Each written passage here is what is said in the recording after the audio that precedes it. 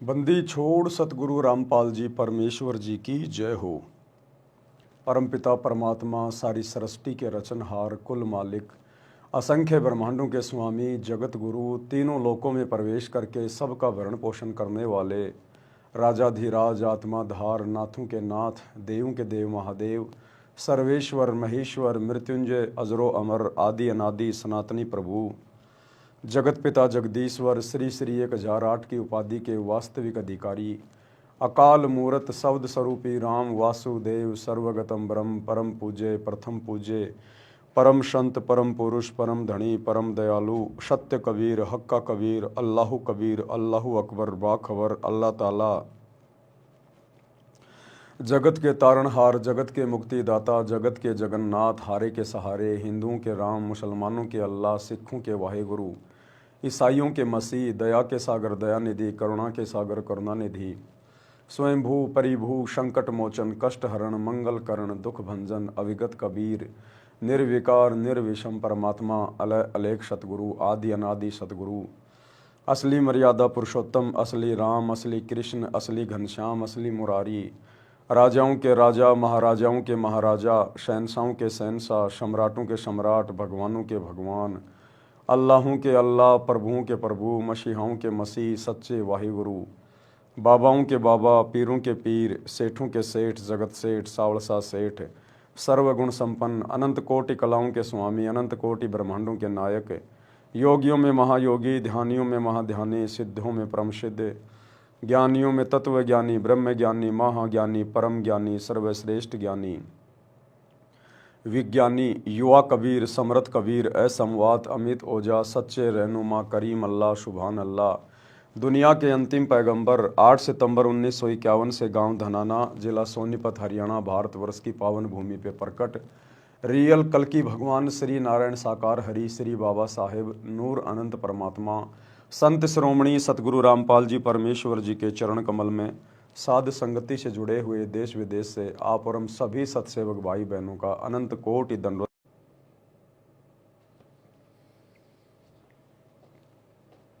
हो गया। तो सौभाग्य है उन आत्माओं का जिनको कलयुग की बिचली पीढ़ी में सतगुरु मिल गया सत भक्ति मिल गई और परम सौभाग्य है उन आत्माओं को जिनको सतगुरु भी मिल गया सत भक्ति भी मिल गई और साथ में सुसंगति यानी साध संगति भी मिल गई। क्योंकि साध संगति सतलोक के लिए सतगुरु रामपाल जी भगवान का ट्रेनिंग सेंटर है।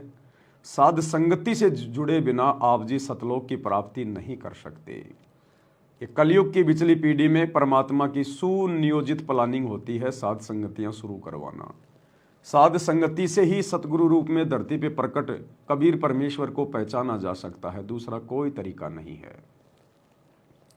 जोर जबरदस्ती का काम इस भक्ति मार्ग में है नहीं, इसलिए परमात्मा ने केवल ज्ञान मार्ग चुना, ज्ञान को आधार बनाया कि ज्ञान को आधार बनाकर ही ये आत्माएं अगर सतगुरु को परमात्मा के रूप में हृदय से स्वीकार कर लेंगी तो ये आत्मा सतलोक के योग्य बन सकेगी, अन्यथा नहीं बने सकेगी। तो परमेश्वर ने दया बख्शी, हमें साथ संगति से जोड़ा, अपनी पहचान करवाई, हमें इस योग्य बनाया परमात्मा ने कि आज हम निसंशय होके निसंदेह होके गुरु को भगवान मान के ज्ञान को आधार बना के और अपनी भक्ति पर दृढ़ हैं। तो भाई और बहनों, पूज्य गुरुदेव जी के मुखारविंद से जो विशेष संदेश हिसार जेल से आए थे, अब उन विशेष संदेशों के ऊपर विशेष तौर पर निष्कर्ष निकालने की प्रक्रिया जारी है कि गुरुदेव ने क्या कुछ संकेत, क्या कुछ रहस्य, क्या कुछ विशेष बातें वर्तमान में हमारे लिए हिसार जेल से भेजी हैं सत्संगों के माध्यम से, विशेष संदेशों के माध्यम से। क्योंकि विशेष संदेश है, एक होता है संदेश यानी नॉर्मल जानकारी और एक होता है विशेष संदेश यानी बहुत महत्वपूर्ण कोई बात। तो ये सांकेतिक हैं, इनको हर किसी भगत के समझने की बस की बात नहीं है, इसलिए परमात्मा ने सात संगतियां रखवाई है। तो विशेष संदेश नंबर 11 का आज हमारा ये पार्ट नंबर 4 है, जिसके ऊपर अब हम आगे निष्कर्ष निकालेंगे गुरुदेव भगवान के आशीर्वाद से कि हमें किस प्रकार से भक्ति पर दृढ़ता मिले, हमारा विश्वास गुरुदेव के चरणों के प्रति दृढ़ हो। तो भाइयों और बहनों, हम आगे बढ़े। तो हम आगे बढ़ें उससे पहले दास अपने एक दोस्त से आपको मिलाना चाहेगा। हाँ जी, हमारे भी दोस्त हैं। तो पवन दास अपने एक दोस्त से आपको मिलाना चाहेगा। वैसे तो बहुत सारे दोस्त हैं, बहुत हैं, गिनती नहीं है। लड़कियां भी मेरी दोस्त हैं, लड़के भी मेरे दोस्त हैं, बहुत हैं मेरे दोस्त, बहुत बहुत बहुत, गिनती नहीं है। तो आज मैं आपको अपने एक दोस्त से मिला रहा हूं, फ्रेंड से। आपकी आत्मा खुश हो जाएगी, जी खुश हो जाएगा आपको। अब दोस्त का मुझे नाम तो पता नहीं, लेकिन आपको पता चल जाए तो आप देख लेना। तो ये मेरे बहुत ही अजीज, मेरे बहुत ही अच्छे प्रेमी हैं, मेरे दोस्त हैं। और ये 9 से 11 मार्च 2025 का जो इन सतलोक आश्रमों में गरीबदास जी का बोध दिवस मनाया जा रहा है, ये उसका प्रचार प्रसार करने में लगा हुआ, थोड़ा बिजी है अभी। तो मेरे दोस्त से आप सुन लीजिएगा एक बार क्या कह रहे हैं। गरीब अनंत कोटि ब्रह्मांड का एक रति नहीं बार, सतगुरु पुरुष कबीर है कुल के सिरजनहार। नमस्कार दोस्तों, जगत गुरु तत्वदर्शी नमस्कार दोस्तों, क्या कहा मेरे दोस्त ने? नमस्कार दोस्तों, नमस्कार दोस्तों। एक बार फिर सुन लीजिए, कहीं आपको गलतफहमी हो जाए। नमस्कार दोस्तों, जगत गुरु तत्वदर्शी संत रामपाल जी महाराज की नमस्कार दोस्तों। तो ये है मेरी दोस्त, माय फ्रेंड, मेरी सहेली। ये है मेरी सहेली। दोस्त का मतलब क्या होता है? सहेली, फ्रेंड, जिगरी यार। तो ये है मेरा जिगरी यार। शकल देख लो एक बार अच्छे से। और एक नहीं, इसके जैसी बहुत है मेरी फ्रेंड। ऐसी ऐसी मेरी ना जाने कितनी सहेलियां हैं, मेरे कितने फ्रेंड हैं। क्या कह रही है? नमस्कार दोस्तों। किसको कह रही है? जो जो इसका वीडियो देखेगा वो इसका दोस्त है, इसलिए कह रहा हूं कि ये मेरी दोस्त है। ये आपकी भी दोस्त है। अब हजारों ने ये वीडियो देख लिया, देख रहे हो, आगे भी देखोगे। तो जितने भी व्यक्ति इसका वीडियो देखोगे, आप सब इसके दोस्त बनते चले जाओगे। दोस्त, फ्रेंड, इसके प्रेमी, जिगरी यार। तो ये दोस्त है मेरी। और ऐसी ऐसी ना जाने सतलोक आश्रमों में कितनी सहेलियां मेरे कितने दोस्त हैं जो रोजाना वीडियो बनाती हैं। वो जवान जवान लड़कियां, वो माता बहनें, बूढ़े बूढ़े, कि नमस्कार दोस्तों, नमस्कार दोस्तों। तो सब हमारे दोस्त हैं भाई। किसको कह रही है दोस्ती है? सोशल मीडिया पे डाल रही है। जो जो इसको वीडियो देखेगा, जो जो इसको फॉलो करेगा, वो इसके दोस्त हैं। तो ये मेरी दोस्त है। ये मेरी गुरु बहन नहीं है, ये मेरी दोस्त है। क्योंकि मेरी गुरु बहनें इतनी बेशर्म नहीं है। मेरी गुरु बहनें अपनी इज्जत का सत्यानाश नहीं करती हैं।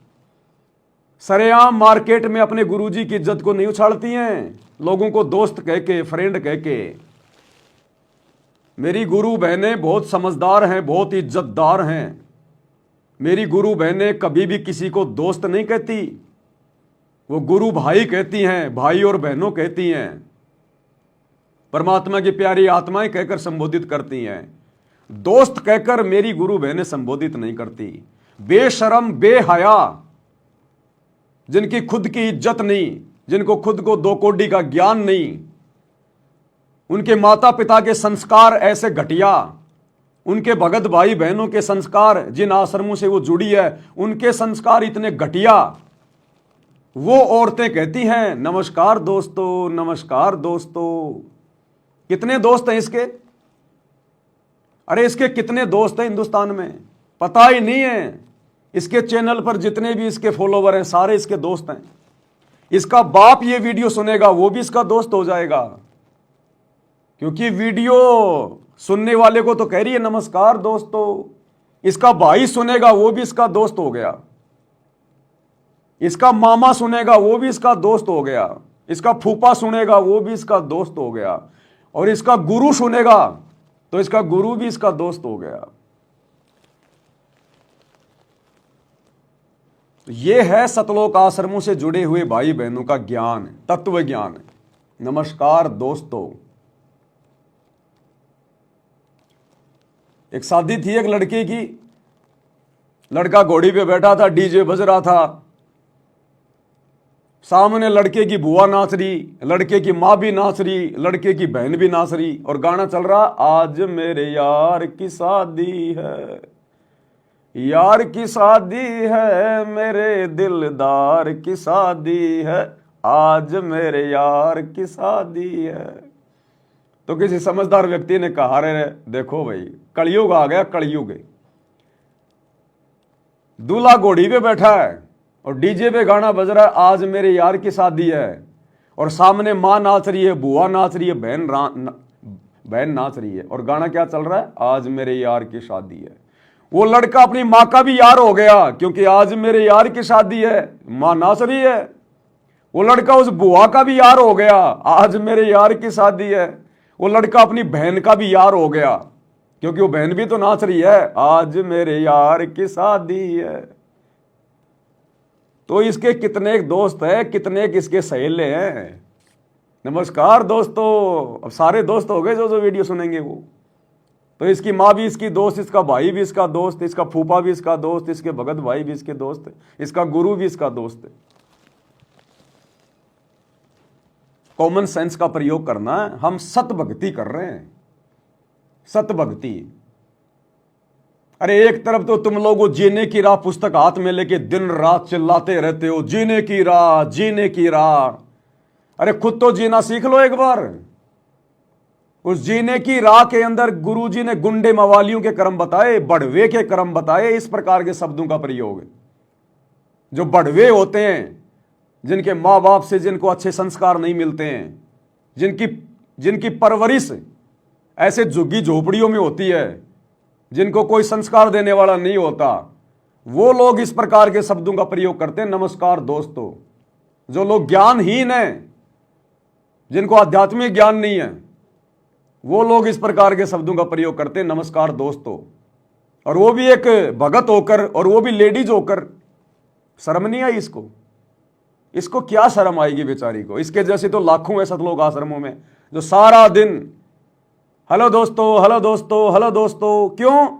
क्योंकि सतलोक आश्रम मैनेजमेंट वालों ने अपने धार्मिक धंधे के लिए, अपने वीडियो को ज्यादा से ज्यादा आगे शेयर करवाने के लिए सबको सोशल मीडिया की ट्रेनिंग दे दी, सबके हाथों में कैमरे दे दिए, सबको यूट्यूबर बना दिया। अब ये लोग गुरुजी का ज्ञान प्रचार कम और भंडारों का ज्यादा कर रहे हैं, और खुद की प्रसिद्धि ज्यादा फैला रहे हैं। नमस्कार दोस्तों, हेलो दोस्तों, कैसे हो दोस्तों? अरे मेरी दोस्त मैं बिल्कुल एक नंबर का हूं, तू बता कैसी है? ये है हमारे दोस्त। शर्म आती है हमारे को भाई, क्या करें अब। बड़ी मुश्किल से एक दोस्त मिला है मेरे को। अभी और देखूंगा सोशल मीडिया पर, बहुत सारे दोस्त हैं मेरे, ऐसी बात नहीं है, बहुत है। इससे भी सुंदर सुंदर, इससे भी अच्छी अच्छी, जवान जवान बहुत दोस्त है मेरी। इनको शर्म आनी चाहिए। अपने आप को ये भगत कहती हैं, अपने आप को सतगुरु रामपाल जी की शिष्या कहती है। इनको शर्म आनी चाहिए, शर्म। इस बहन तक वीडियो पहुंचा देना, शेयर कर देना इसको ज़्यादा से ज़्यादा। अगर इसको जरा सी अकल आ जाए तो, अगर शर्मिंदगी महसूस हो जाए तो क्षमा याचना कर ले अपने गुरुदेव भगवान से, और आगे अपने मुंह के ऊपर लोक लगा ले। अगर बोले तो सत्साई भाई और बहनों, ये नमस्कार दोस्तों क्या है? ये जगत की भाषा है, गुंडे मवालियों की भाषा है, कुसंस्कारी बच्चों की भाषा है ये। तो गुरुदेव ने क्या सिखाया हमारे को 30 वर्षों में? और गुरुदेव के परिवार ने देखो इनको बेचारियों को, इनको कौवे बना दिए। कौवे, कोयल की भाषा नहीं है नमस्कार दोस्तों, ये कौओं की भाषा है। तो थोड़ा विचार करना पड़ेगा भाई और बहनों। हम परम संत के बच्चे हैं, हम किसी ऐरे गहरे नथु बैरे आचार्य शंकराचार्य के भगत नहीं है।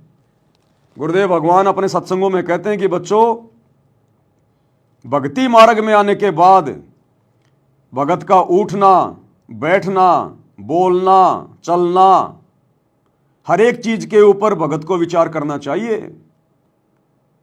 क्योंकि आपको पूरी दुनिया देखेगी आने वाले समय में, आपको पूरी दुनिया सुनेगी, क्योंकि आने वाले समय में आपके गुरु का ही ज्ञान चलेगा। तो लोग क्या सोचेंगे फिर, क्या समझेंगे फिर लोग, कि जब सतगुरु रामपाल जी के भक्तों को बोलना नहीं आता, जब इनको बोलने की तमीज नहीं है, कि किस प्रकार से शब्दों का मुंह से उच्चारण करना चाहिए। अब कोई 80 साल का बूढ़ा इसका वीडियो देखेगा, वो भी इसका दोस्त हो गया। इसका बाप देखेगा, वो भी इसका दोस्त हो गया। कोई ऐरा गहरा नथु बहरा देखेगा, कोई गुंडा शराबी देखेगा, कोई नशेड़ी देखेगा, वो भी इसका दोस्त हो गया। कितने दोस्त हैं इसके। जबकि गुरुदेव ने क्या बताया कि नाम दीक्षा लेने के बाद भगत का उठना, बैठना, बोलना, चलना सभ्य होना चाहिए, लगना चाहिए कि ये भगत है। क्या कह रहे हैं गुरुदेव भगवान। तो पुण्यात्माओं, ऐसे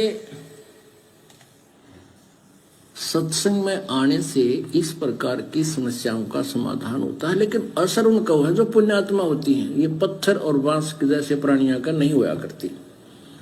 जिस घर में नाम इस सतपुरुष का और उस घर में लड़ाई, फिर उनका असर ना हो रहा है, वो तो पत्थर कैसे है, माड़ी सी घर्षण लगते नो चंगारी पाटे हैं। पुण्यात्माओं, इसके अंदर हमने परिवर्तन बहुत करना पड़ेगा।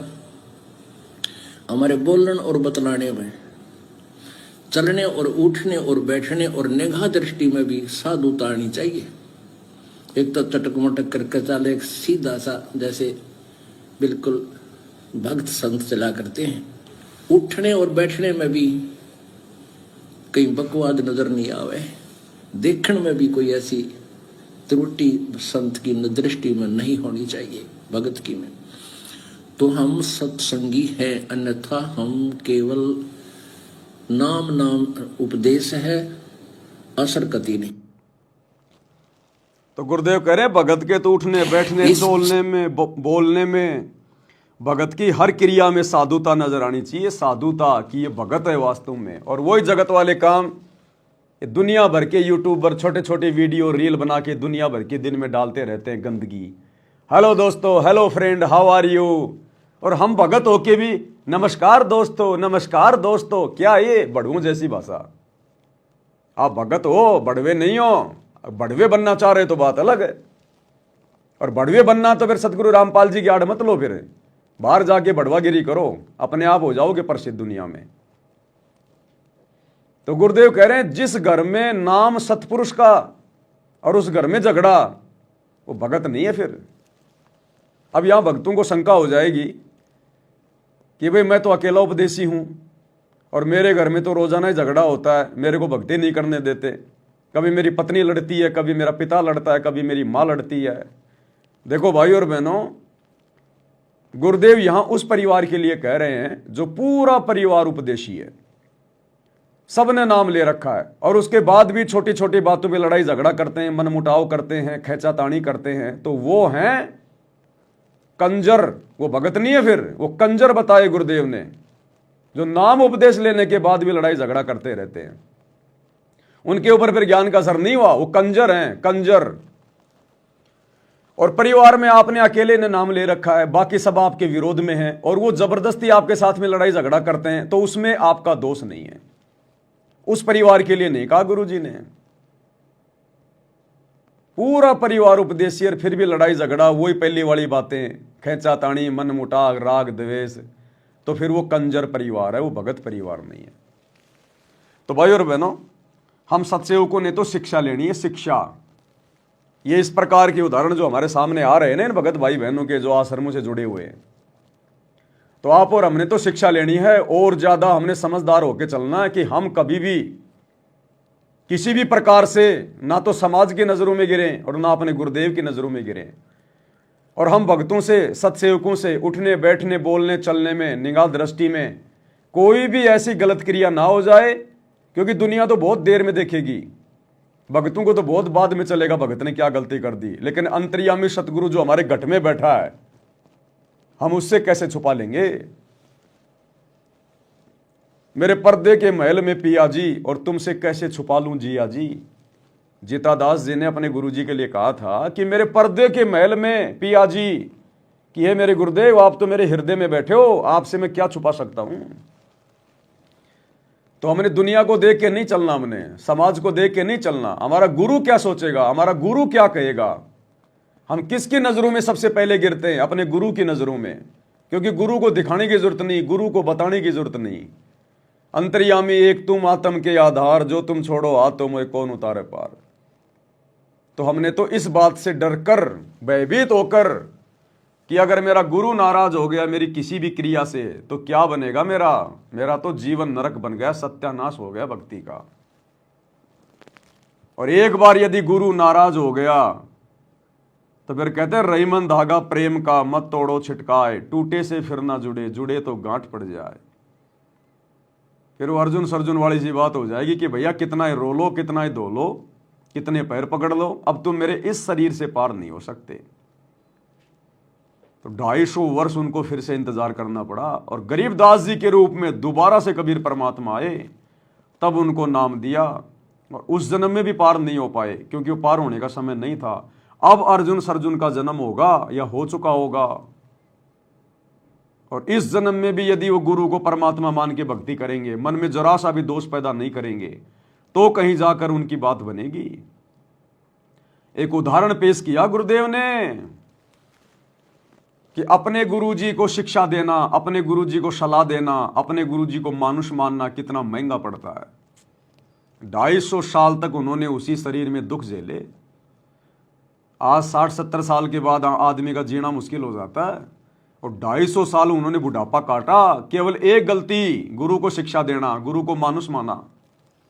तो गुरुजी हमें शिक्षा दे रहे हैं अर्जुन सर्जुन के माध्यम से बिचली पीढ़ी वालों को कि ऐसी गलती मत कर देना तुम इस कलयुग की बिचली पीढ़ी में, अपने गुरु को मानुष मत मान लेना। गुरु मानुष कर जानते वो नर कहिए, अंधे हुए दुखी संसार में आ गए हम के फंदे। तो हमने शिक्षा लेनी है भाई।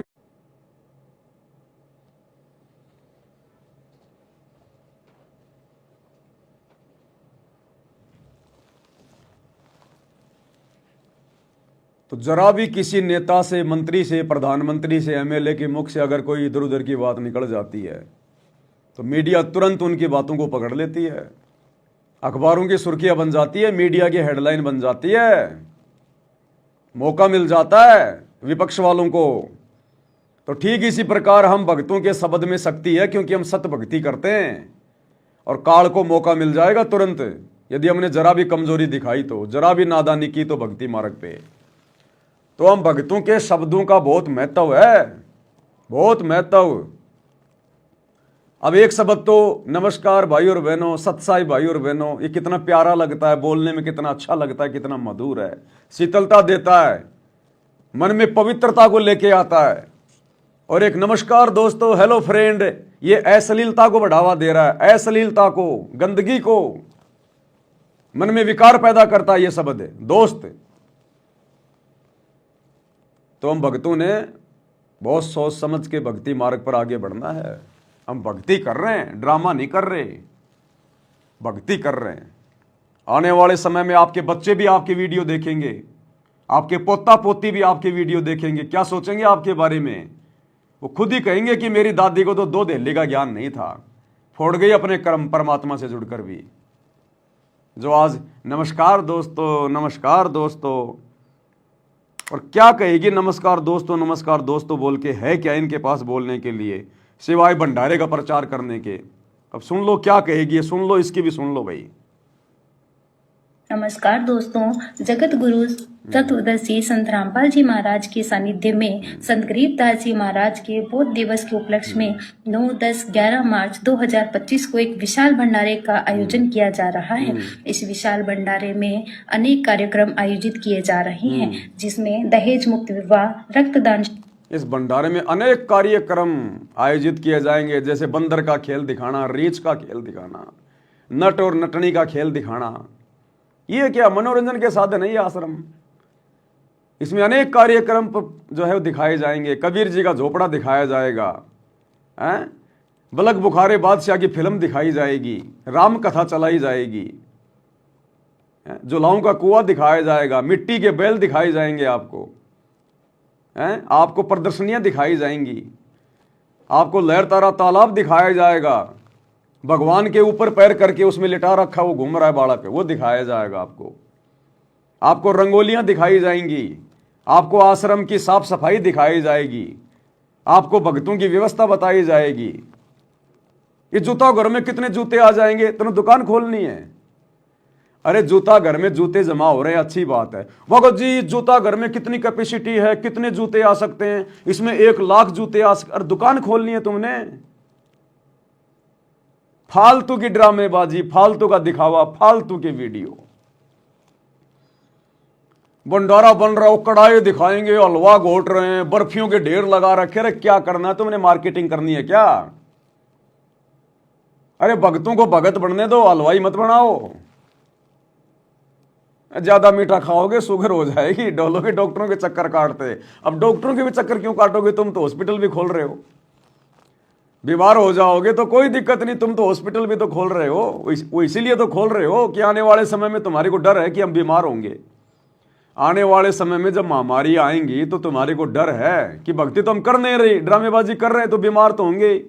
जैसे कोरोना में मर गए हजारों, ऐसे आने वाले समय भी हजारों मरोगे तुम।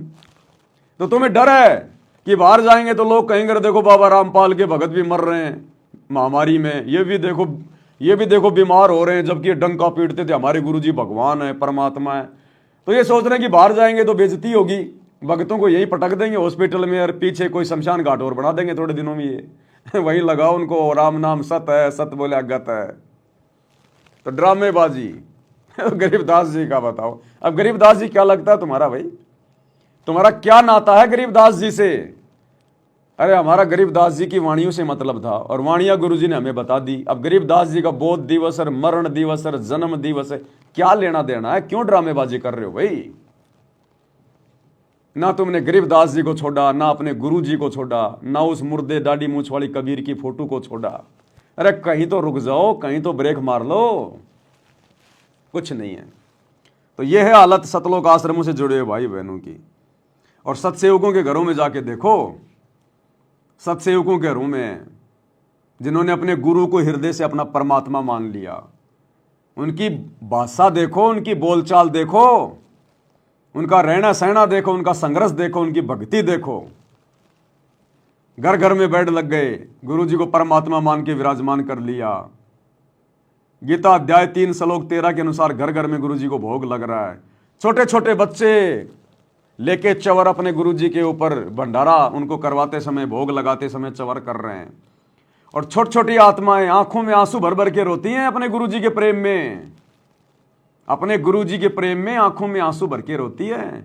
जाइन आश्रमों में सारा दिन वो रजाई के ऊपर, वो गद्दों के ऊपर छोटे छोटे बच्चे लौटते रहते हैं, खेलते रहते हैं। कोई कबड्डी खेल रहा है, कोई क्या खेल रहा है? और सत्सेवकों के घरों में छोटे छोटे बच्चे परमात्मा के प्रेम में रो रहे हैं, क्योंकि अपनी विशेष आत्माओं को परमात्मा ने 7 संगतियों में जन्म दिया है, 7 संगतियों से जोड़ा है। देखो छोटे छोटे बच्चे कैसे रो रहे हैं अपने गुरु जी को भोग लगा के। टॉफी के लिए नहीं रो रहे, पैंट शर्ट के लिए नहीं रो रहे, अपने गुरुजी की सेवा करते करते रो रहे हैं, क्योंकि पिछले जन्म की विशेष आत्मा है। ये है वो धर्मदास जैसी आत्मा, रामानंद आत्मा, शेव शमन वाली आत्मा, बलक बुखारे वाले, ये हैं वो आत्माएं जो अपने गुरुजी के प्रेम में उनकी सेवा करते करते रो रहे हैं। तो एक तरफ तो ये सतलोक आश्रम वाले 60-60 साल के बन बन के यूट्यूबर, हेलो दोस्तों बेशरम, और एक सत्सेवक देखो छोटे छोटे बच्चे।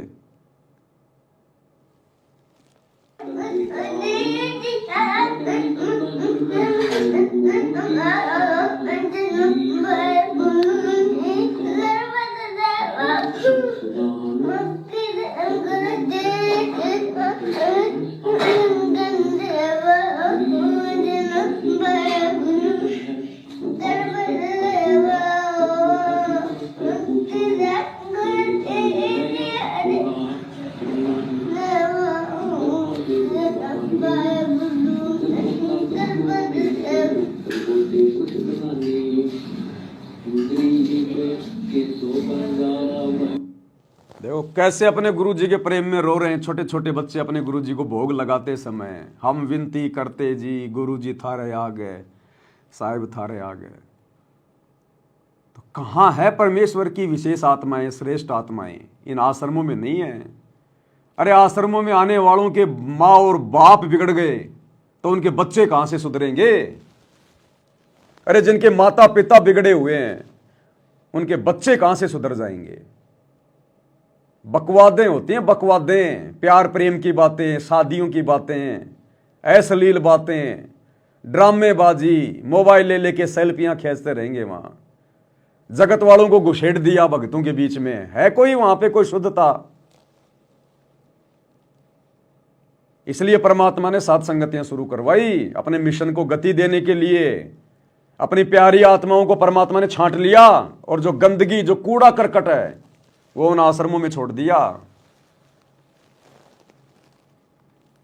इसलिए भाई और बहनों, सात संगतियों की आवश्यकता पड़ी, नहीं तो परमात्मा ने कोई जरूरत नहीं थी सात संगतियां शुरू करवाने की। तो आगे बढ़ते हैं। विशेष संदेश नंबर 11 का पार्ट नंबर आज 4 है। गुरुदेव हमें और क्या समझा रहे हैं, किस प्रकार से एक नेक भगत बनने की शिक्षा दे रहे हैं, कौन कौन सी गलतियां करेंगे तो हम नुकसान उठाएंगे, क्या बता रहे हैं गुरुदेव? तो बच्चों, अब इस समय को संभालो और इस परमात्मा की समर्थता से परिचित हो जाओ। इस गंदे लोक ने अच्छी तरह समझ लो। यहां तुम नहीं रह पाओगे और एक अंदर कसक बनाए रखो नारी कि ठीक है, जब तक यहाँ है खूब परिवार में मिलकर रहो और सब ना अपने मालिक की बातों में वो जाकर रखो और गप्पे कम मारो। और गप्पे मारने की बकवाद पे मतलब की है अपना, जब टाइम लगा मालिक की चर्चा शुरू करते, कोई कथा देख ले, कोई वैसे भाई बहन की चर्चा करो, देखो उनको इतना दुख था, मालिक की दया से इतना सुख होगा। इससे ये मन का लगाम डली रहेगी। यदि तुम सत्संग सुनने के बाद फिर बाद में वही अपने गृहस्थी बेत की बातें करती हो, फोन पर बैठ कर करते रहते हो, फलाने से मर ले, दकने से कर ले, तो इनसे मालिक राजी नहीं होगा, आपको कष्ट शुरू हो जाएगा। सब जानते हैं अंतर्यामी परमात्मा। ये ना सोचो हिसार जेल में बैठ गए तो ये कैद हो गए। वर्तमान में संगत में जो चल रहा है 90%, जो बकवादें चल रही हैं, उन बकवादों के आधार से अंतर्यामी भगवान हिसार जेल से बैठ के कह रहा है कि फालतू में इधर उधर घूमने से, कहीं हांडने से अच्छा है गुरु जी की अपनी कोई कथा सुन लो, अपने किसी भगत भाई बहन से परमात्मा की कोई चर्चा कर लो, अपने रिश्तेदारों से बात करने से अच्छा है गुरु जी का सत्संग सुन लो, इधर उधर धक्के खाने से अच्छा है। ये बकवाद छोड़ो, नहीं तो फिर वही समस्या वापस आ जाएंगी तुम्हारे सामने, फिर वही दुख शुरू हो जाएंगे। तो अंतर्यामी को सब पता है, ये अंधा नहीं है, पागल नहीं है, ये सब देख रहा है, सारी राम कहानी देख रहा है। यही देखने के लिए तो जेल में जाके बैठा है कि मेरे सामने तो बकवाद ये करते नहीं और मेरे पीछे से देखता हूं कौन कौन बकवाद करेगा, कौन कौन ज्ञान को आधार बना के चलेगा। तो ये देखने के लिए, हमारी परीक्षा लेने के लिए तो जेल में बैठा है। और आज जेल में बैठकर सब कुछ देखकर सत्संग के माध्यम से बाहर संदेशा भेज रहा है कि मैं सब कुछ देख रहा हूं तुम्हें, तुम ये ना सोचना कि मुझे पता नहीं है। तो सारी बातें कह दी गुरु जी ने कि तुम थोड़ी बहुत देर सत्संग सुनते हो, उसके बाद में वो इधर उधर की बातें शुरू कर देते हो, रिश्तेदारों से बातें तुम जो है शुरू कर देते हो। क्या काम आई तुम्हारी वो बातें? अरे 2 किलो हलवा बनाया, थोड़ी देर में एक मुट्ठी उसमें बालू रेत की डाल दी, क्या काम आया? आधा घंटा 1 घंटा सत्संग सुना, तुम्हारे भाव बने और 2 मिनट बाद में अपनी बुआ से बात करने लग गया, अपनी मामी से बात करने लग गया, फिर वही दुनिया भर की इधर उधर की बातें, फिर तूने अपने मन को गंदा कर लिया। तो ये भैया, ये गंदी राजनीति में जाना, नेताओं के पीछे धक्के खाना, जाटों के आरक्षण में जाना, गुंडों की सीबीआई जांच करवाना, जाटों की धर्मशाला बनवाना, स्टेडियम बनवाना, ये बकवादें हैं, बकवादें। ये दुनिया वालों को आश्रमों में बुलाना, जबरदस्ती निमंत्रण दे दे के भक्तों का ध्यान बटाना। अब वो नेता लोग आएंगे, साथ में 10-12 और आएंगे, हैं, किसी ने क्या पहन रखा है, कोई क्या खा रहा है, कोई क्या कर रहा है, कोई क्या बात कर रहा है। अब पूरी पब्लिक उनकी तरफ देखने लग जाती है जैसे कोई प्रधानमंत्री आ गया हो, क्योंकि संगत को भी तो अब इतना ज्ञान नहीं है ना, संगत भी तो देखा देखी में जुड़ी हुई है। तो उन लोगों को देख के फिर संगत भी फिर वैसे ही विचार आएंगे, वो भी उसी दादागिरी में चल पड़ती है। तो गुरुदेव कह रहे हैं फिर बाद में दुख उठाओगे, परेशानियां उठाओगे, तुम्हारा बाप तुम्हें एक नेक भगत बनाने के लिए जेल में जाके बैठा है ताकि तुम सुधर जाओ। ये परीक्षा चल रही है, इसमें अच्छे से इसमें आंसर दे दो। जब रिजल्ट आएगा ना तब पता चलेगा, रोओगे फिर सर पे हाथ रख के। तो स्पष्ट कर दिया गुरुदेव ने कि ये ना सोचना मैं जेल में बैठा हूं, मुझे कुछ पता नहीं है बाहर क्या हो रहा है। ये परीक्षा चल रही है इसलिए कुछ नहीं बोल रहा, चाहे कोई सही लिखो चाहे कोई गलत लिखो। परीक्षा के समय में विद्यार्थी चाहे सही लिखे चाहे गलत लिखे, टीचर कुछ नहीं बोलता, खाली देखता है। तो जेल में जाके गुरुजी बैठ के सब देख रहे हैं तुमने बाहर जो जो कुकर्म किए हैं, जो जो कुकर्म तुम कर रहे हो, भक्ति को जो हल्के में ले रहे हो, सब देख रहा है वो परमात्मा। लेकिन परीक्षा का समय वो कहेगा कुछ नहीं, संकेत कर दिया इन विशेष संदेशों में, समझने की जरूरत है। गरीब स्वर्णाद न दे दिल, तन मन नहीं मुकाम, कौन महल हंसा गए, कहाँ लिया विश्राम। गरीब चार मुक्ति बैकुंठ बट, सपतपुरी सैलान, आगे धाम कबीर का हंस न पावे जान। अब क्या बताते हैं कि ये जैसे चार मुक्ति, बैकुंठ, शपथपुरी, ब्रह्मलोक, काल का 21 ब्रह्मांड का क्षेत्र लोक, अक्षर पुरुष का सातवें ब्रह्मांड का लोक, इन सब से परे कबीर भगवान का स्थान है। गिरिव चार मुक्ति बैकुंठ बट, सप्तपुरी शैलान, आगे धाम कबीर का हंस ना पावे जान। के वहां सामान्य साधना से या काल तक की भक्ति से वहां नहीं पहुंचा जा सकता है। उसके लिए क्या बताते हैं, इस परम पिता परमात्मा की शरण माना होगा, कबीर साहब की शरण। गरीब काया काशी मन मगर, दोहों के मद कबीर, काशी तज मगर गया पाया नहीं शरीर। गरीब काया काशी मन मगर, अर्श कुर्स बीच मुकाम, जहां दुलहदी घर किया आदि अंत विश्राम। बच्चों, परमात्मा कहते हैं कि वो दुल्हा सतलोक में निवास करता है और वहां जाने के लिए आपको पूर्ण गुरु की आवश्यकता पड़ती है और अपने मन का दोष दूर करना होगा। सतलोक जाने के लिए क्या करना होगा? अपने मन का दोष दूर करना होगा। मन का सबसे बड़ा दोष क्या है? अपने गुरु जी को अपने जैसा मानना, अपने गुरु को अपने जैसा मानुष मानना, एक व्यक्ति मानना, एक इंसान मानना, मां के गर्भ से जन्म लेकर पैदा हुआ मानना, यह सबसे बड़ा दोष है, सबसे बड़ा दोष। अरे बाकी दोष तो सतगुरु ज्ञान देके समाप्त करवा देते हैं, धीरे धीरे पता चल जाता हमें। लेकिन सबसे बड़ा दोष, सूक्ष्म दोष, अपने गुरु को मानुष मानना, अपने गुरु को कबीर जी ना मानना, परमात्मा ना मानना, सबसे बड़ा दोष है। और गुरु जी कहते हैं तुम्हारी बात बिगड़ेगी फिर एक न एक दिन। अगर तुम भक्ति भी कर रहे हो, गुरु जी के साथ में भी रह रहे हो, और अगर अपने गुरु को अपने जैसा मानुष मानते रहे, भगवान नहीं माना, तो कभी ना कभी तुम्हारे मन में दोष आएगा। कभी ना कभी तुम्हारे मन में दोष आएगा यदि अपने गुरु जी को अपने जैसा मानुष मानते रहे तो। आत्मा बताते हैं, गुरु मानुष कर जानते, ते नर कहिए अंधे, ओए दुखी संसार में, आगे यम के फंदे। गुरु को मानुष कर जानते तो ते नर कहिए अंधे, और फिर होवे दुखी संसार में, फिर काल के फंदे। पुणात्मा, हमने गुरु जी को परमात्मा मानना पड़ेगा। परमात्मा मानने से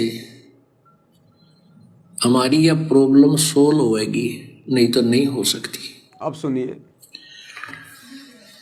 हम अपने ही जैसा गुरु को माने, एक मानुष रूप मान करके हम यदि उसके साथ रहेंगे तो कभी ना कभी दोष आपके मन में आवेगा। कभी न कभी दोष आपके मन में आवेगा। यदि आपने अपने गुरु को अपने जैसा मानुष माना तो कभी न कभी आपके मन में दोष आवेगा। ये सतगुरु के वचन है। साध वचन पलटे नहीं, पलट जाए ब्रह्मांड। क्या कह रहे हैं गुरुदेव?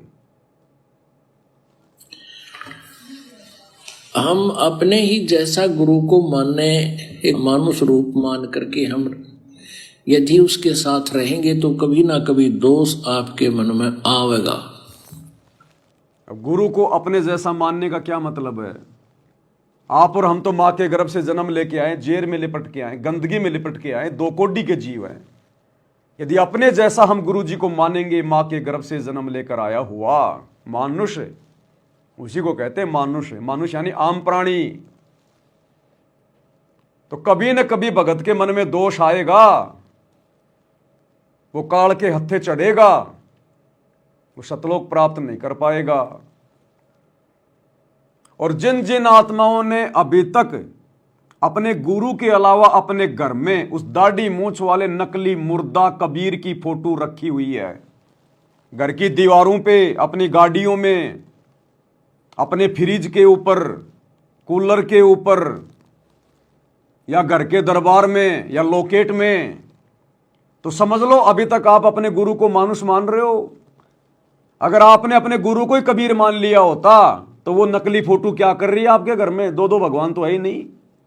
अरे भगवान तो एक ही है, या तो दाढ़ी मूंछ वाला या आपका गुरु। और यदि आपने अपने गुरु को कबीर जी मान लिया तो फिर वो दाढ़ी मूंछ वाली फोटो क्या कर रही है तुम्हारे घर में? तो जिन जिन के घरों में वो दाढ़ी मूंछ वाली फोटो विद्यमान है, कहीं भी जिनके लॉकेट में, इसका मतलब अभी आपने गुरु को मानुष ही मान रखा है। यदि आप उस दाढ़ी मूंछ वाली नकली कबीर की फोटो का, मुर्दा फोटो का, जून के महीने में कबीर प्रकट दिवस मना रहे हैं, इसका मतलब अभी आप अपने गुरु जी को मानुष ही मान रहे हैं। क्योंकि प्रकट तो एक ही हो सकता है, या तो सतगुरु रामपाल जी या वो दाढ़ी मूंछ वाली फोटो।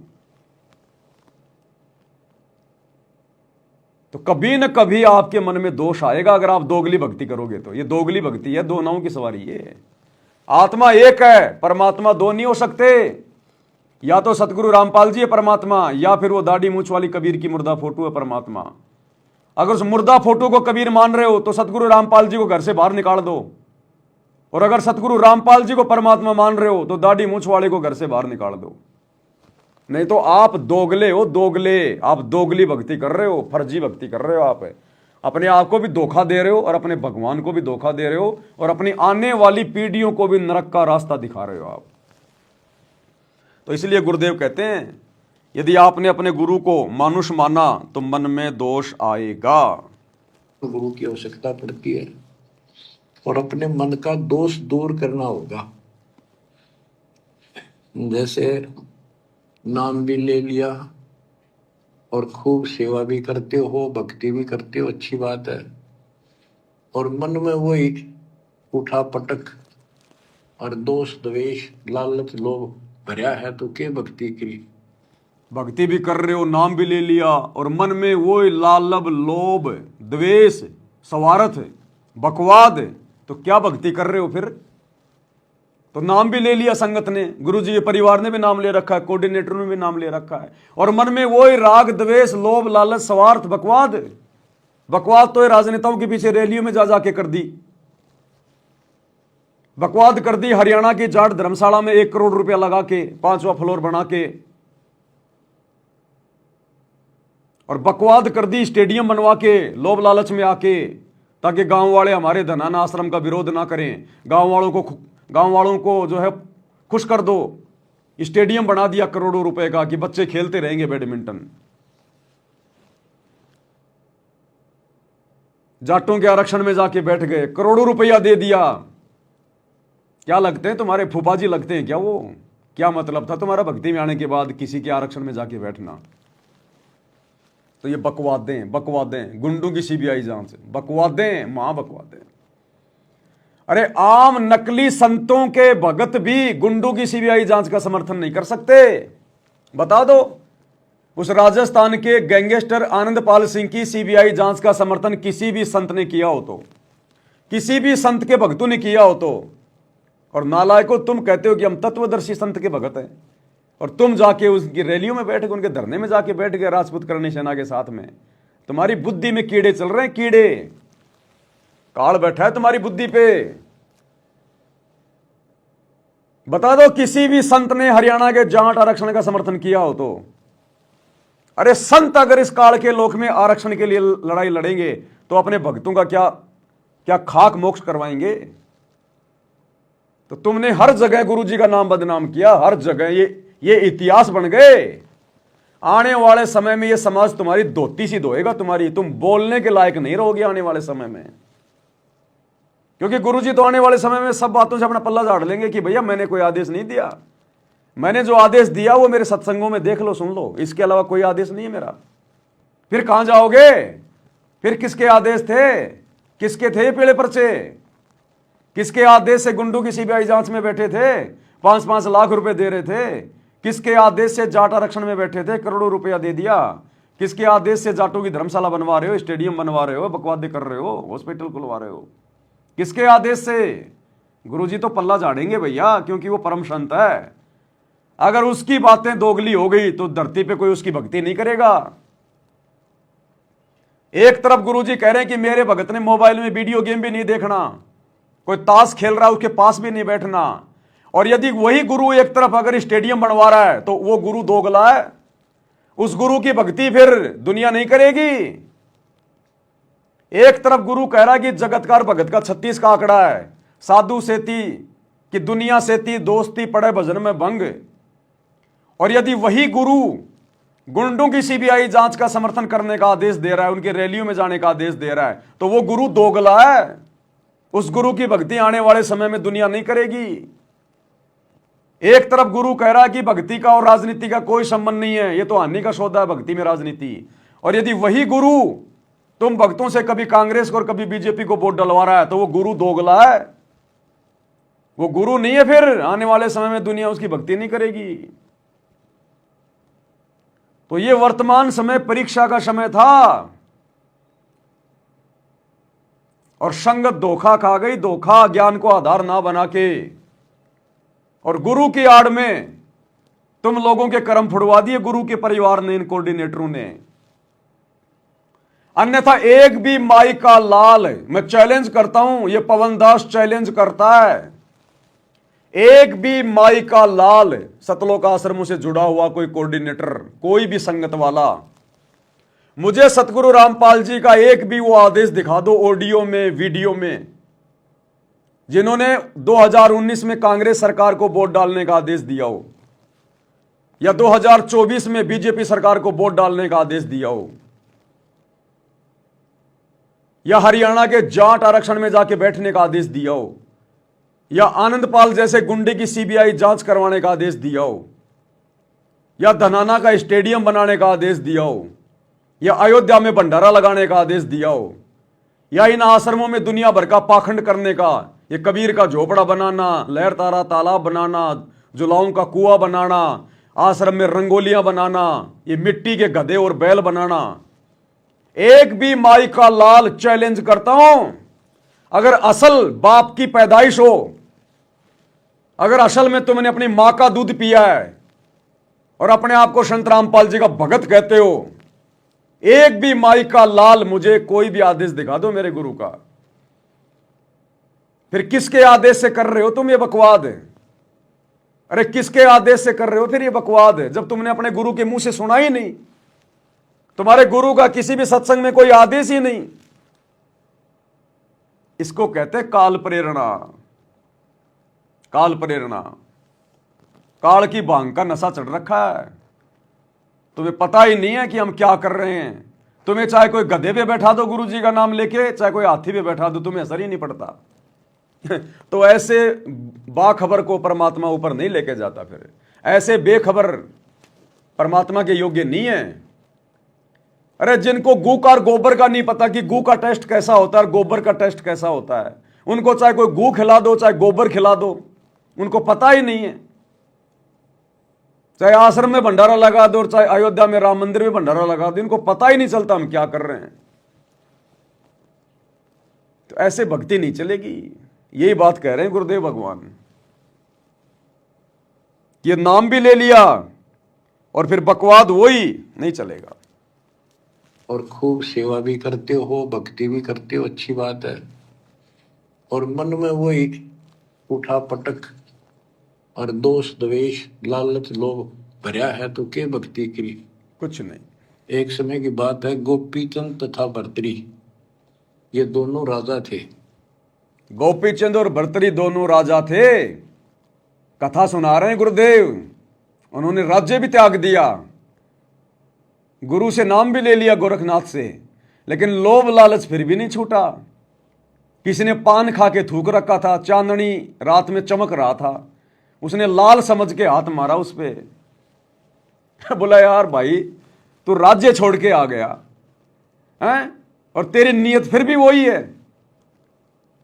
तो इसी प्रकार ये गुरु का परिवार, ये कोऑर्डिनेटर कह रहे हम भक्ति कर रहे, हम सतलोक जाएंगे, इंद्र दा राज कागदा विष्टा ना भोगा इंद्राणी नू, और हरियाणा के जाटों को भोग रहे हो, उनके आरक्षणों में जाके उनकी जूतियां चाट रहे हो, गुंडों को भोग रहे हो, गुंडों की सीबीआई जांच का समर्थन कर रहे हो, तुम काल को भोग रहे हो, अयोध्या में जाके भंडारा लगा रहे हो, तुम अपने स्वार्थ में आके, लोभ लालच में आके, अपने स्वार्थ में आके भर्तरी की तरह, और स्टेडियम बनवा दिया तुमने ताकि हमारा आश्रम बन जाए, गांव वाले रोका टोकी ना करें। तो क्या अंतर है? अरे क्या अंतर रह गया फिर गोरखनाथ की भक्ति में और सतगुरु रामपाल जी की भक्ति में? ये कथाएं क्यों सुना रहे हैं गुरुदेव? नालायकों, इतने वर्षों तक ये कथाएं गुरुजी अगर किसी गधे को सुनाते ना, वो गधा भी सतलोक जाने के लिए तैयार हो जाता, लेकिन तुम्हारी गंदी वृत्ति सूअर की तरह यहीं पर गंदगी में नाक रगड़ने की बनी हुई है। क्या कह रहे हैं गुरुदेव? वह गोपीचंद तथा भर्तरी ये दोनों राजा थे, और राजाओं के पास कोई कमी नहीं होती धन की, सारा सुख होता है, पैसे हीरे मोती लाल। परमात्मा पाने के लिए उस सारे सुख को छोड़कर और गोरखनाथ जी के शिष्य बन गए। कति त्यागी बैरागी हो गए, तन पर एक लंगोट रखें, हाथ में करमंडल, जैसा उनका वेशभूषा होती है वो रखते। एक दिन गोपीचंद और भर्तरी जा रहे थे रात्रि में, चांद की रोशनी अच्छी थी, किसी ने रास्ते में पान खाकर थूक रखा था और उसका बुलबुला सा बन गया। ये दोनों वहां जा रहे थे तो चांद की रोशनी में वो बुलबुला सा चमका। भर्तरी को लगा कि ये लाल पड़ा है, लाल हीरा। उसने एकदम उस पर हाथ मारा ठाण खातर, उसका हाथ धस गया थूक में। अरे गोपीचंद हंसे। गोपीचंद बोले, नाथ जी क्या मिल गया ऐसा, कैसे बैठ गए चलते चलते? हाथ ने बुला रहा तारा गजब हुई होगा, लक्ष्य थूक रखा था, मैंने सोचा लाल है। गोपीचंद बहुत हंसा, बोले जी लाल छूटे नहीं अभी तक। बोला भाई ये मन बड़ा निकम्मा है, मैंने सोची अठा लिया पड़ा पड़ा के काम होगा, कि तो भंडारे कराएंगे, खर्च कर देंगे। तो इसी प्रकार भाई और बहनों, उस गोपीचंद की तरह ये सत्सेवक भाई बहन गुरुजी के परिवार पे हंस रहे हैं, इस लाखों की मूर्ख संगत पे हंस रहे हैं। ये राजनीति, ये काल का थूक है जो इनको चमकता हुआ लाल दिखाई दे रहा है, इन सतलोक आश्रम वालों को, गुरुजी के परिवार को, कोऑर्डिनेटरों को। वो काल का थूक है, टट्टी है काल का। और हम सत्सेवक हंस रहे हैं इनकी मूर्खता को देख के, गुरुजी के परिवार की मूर्खता को देख के, भक्तों की मूर्खता को देख के। हमें गोपीचंद की तरह हंसी आ रही है कि गधो, नालायको, क्या भक्ति करी तुमने? क्यों भक्ति का ड्रामा कर रहे हो? क्यों भगत बनने का ढोंग कर रहे हो तुम? तुम्हारा ये लोभ लालच अभी नहीं छूटा, ये बकवास तुम्हारी अभी भी नहीं छूटी। वो काल का थूक राजनीति जिसमें तुम खुद भी नाक रगड़ रहे हो, जीभ से चाट रहे हो, भक्तों को भी जीभ से चटवा रहे हो। वो जाट आरक्षण, काल का थूक, तुम उसको लाल समझ के वहां बैठ रहे हो, उसके ऊपर करोड़ों रुपया लगा रहे हो चंदे में। ये जाटों की धर्मशाला बनवाना, काल का थूक, स्टेडियम बनवाना, काल का थूक। हमें भी हंसी आ रही है तुम्हारी इस नादानी पर, बेवकूफी पर। इन गधों ने क्या सीखा 24 घंटे गुरुजी के साथ रहकर पिछले 20-30 वर्षों में। अरे सत्सेवकों ने तो अभी अपने गुरुजी की साक्षात सूरत भी नहीं देखी, शकल भी नहीं देखी, केवल फोटो में देखी है। क्योंकि ज्यादातर भाई बहन संकल्प लेके भक्ति कर रहे हैं, संकल्प लेके। तुम नालायकों सार शब्द लेकर भी थूक चाट रहे हो काल का। और जिन्होंने संकल्प ले रखा है वो तुम्हें समझा रहे हैं कि थूक मत चाटो। नालायकों क्या समझा तुमने गुरुजी से? फिर क्या तुमने ज्ञान समझा, क्या भक्ति करी फिर तुमने? अभी भी तुम थूक ही चाट रहे हो दुनिया का। तो हमें हंसी आ रही है भर्तरी गोपीचंद की तरह।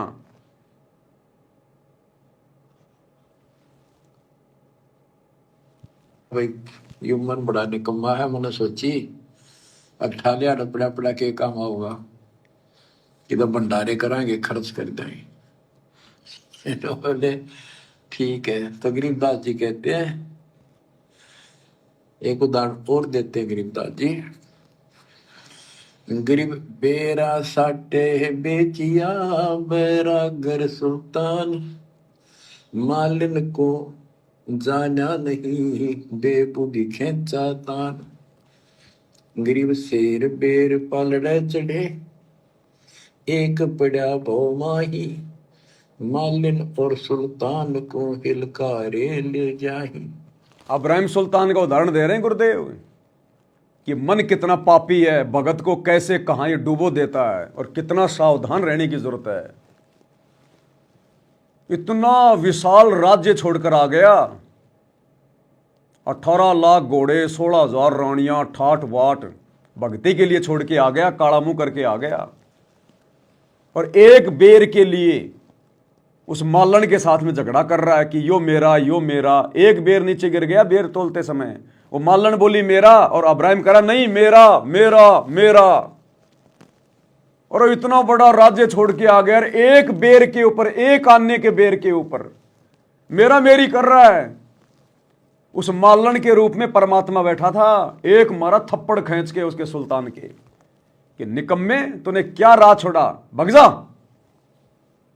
क्या भक्ति करेगा तू, एक बेर के ऊपर मेरा मेरी कर रहा है। तो यह परीक्षा चल रही थी संगत की 2014 के बाद। इतना ज्ञान देने के बाद भी नेताओं की रैलियों में जाके बैठ गए तुम। क्या छोड़ा फिर तुमने, क्या गंदगी छोड़ी तुमने, क्या तुमने जगत से मेल मिलाप छोड़ा? गुरुजी ने एक सत्संग में बताया, जब तुम्हें यहीं पर कोई सरपंच बनने का कोई लोभ दे रहा है, कोई प्रलोभ दे रहा है और तुम जा बैठते हो, यहीं पे तुम राजनेताओं की रैलियों में जाकर तुम जो है मतलब वहां पर जाकर तुम जो है मतलब वोटिंग कर रहे हो, तो त्रिकुटी पर तुम कैसे पास हो जाओगे? जब यहां 2 कोटी के राजनेताओं की रैलियों में जाना तुमने बंद नहीं किया, तो त्रिकुटी पर अगर ब्रह्मा विष्णु महेश की रैलियां निकल रही होंगी तो तुम तो तुरंत जाकर उनमें शामिल हो जाओगे। तुम रह ही नहीं सकते, क्योंकि ब्रह्मा विष्णु महेश की समर्थता के आगे तो यहां के राजनेता कुछ भी नहीं है। और जब तुम उन राजनेताओं के पीछे इतने पागल हो, तो त्रिकुटी पे जब ब्रह्मा विष्णु महेश की रैलियां निकलेंगी तो वहां तो तुम 2 मिनट में जा बैठोगे उनकी रैली में। या तुम एक छोटा सा सरपंच का पद प्राप्त करने के लिए दिन रात एक कर रहे हो भगत होकर, और त्रिकुटी पे जाने के बाद काल तुम्हें ब्रह्मा विष्णु महेश की पदवी देगा तो तुम क्यों नहीं लोगे? जब तुम एक सरपंच की पदवी नहीं छोड़ रहे, तो तुम्हें जब कोई विष्णु की पदवी देगा, उनके लोक में तुम्हें कोई गण बनाने की लोभ लालच देगा काल त्रिकुटी पे, तो तुम तो तुरंत जा बैठोगे उनकी गोद में। तो ये गंदी व्यक्ति तो छुड़वाना चाहते हैं गुरुजी इस ज्ञान को देके। यही तो देख रहे हैं गुरुजी जेल में बैठ के कि इनके मन की वो गंदी सोच, वो नकारात्मक सोच, वो गंदी वृत्ति छूटी या नहीं छूटी। मेरे ज्ञान का इनके ऊपर कोई असर हुआ कि नहीं हुआ? या अब भी ये दुनिया की जूतियां चाटने में लगे रहेंगे? तो ये परीक्षा चल रही थी, और जितनी भी बकवादें तुमने कर दी और संगत से करवा दी, सबके नंबर कट हो गए, सब फेल हो गए, सबके टायर फट गए, पंचर भी नहीं निकलेगा अब तो। तुम सोचो नाम शुद्ध करवा लेंगे बात बन जाएगी, टायर ही फट गया, टायर ही फाड़ दिया तुमने, इतनी बकवादें कर दी। तो गुरुजी कहते फिर क्या छोड़ा फिर तुमने। अरे इब्राहिम सुल्तान को तो बेचारे को इतने सत्संग सुनने को नहीं मिल रहे थे, उस समय मोबाइल नहीं थे, विज्ञान नहीं थी, इसलिए उसने गलती कर दी, पहचान नहीं पाया वो।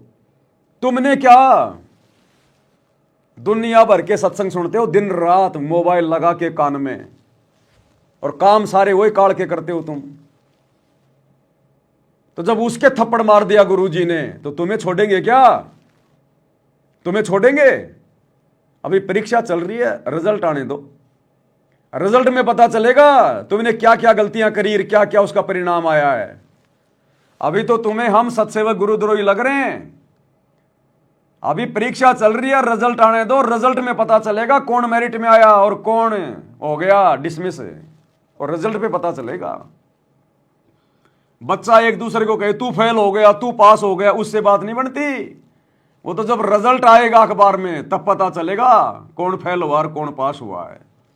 तो वर्तमान में जो बकवादे कर रहे हो ना, इन बकवादों का पता चलेगा आने वाले समय में।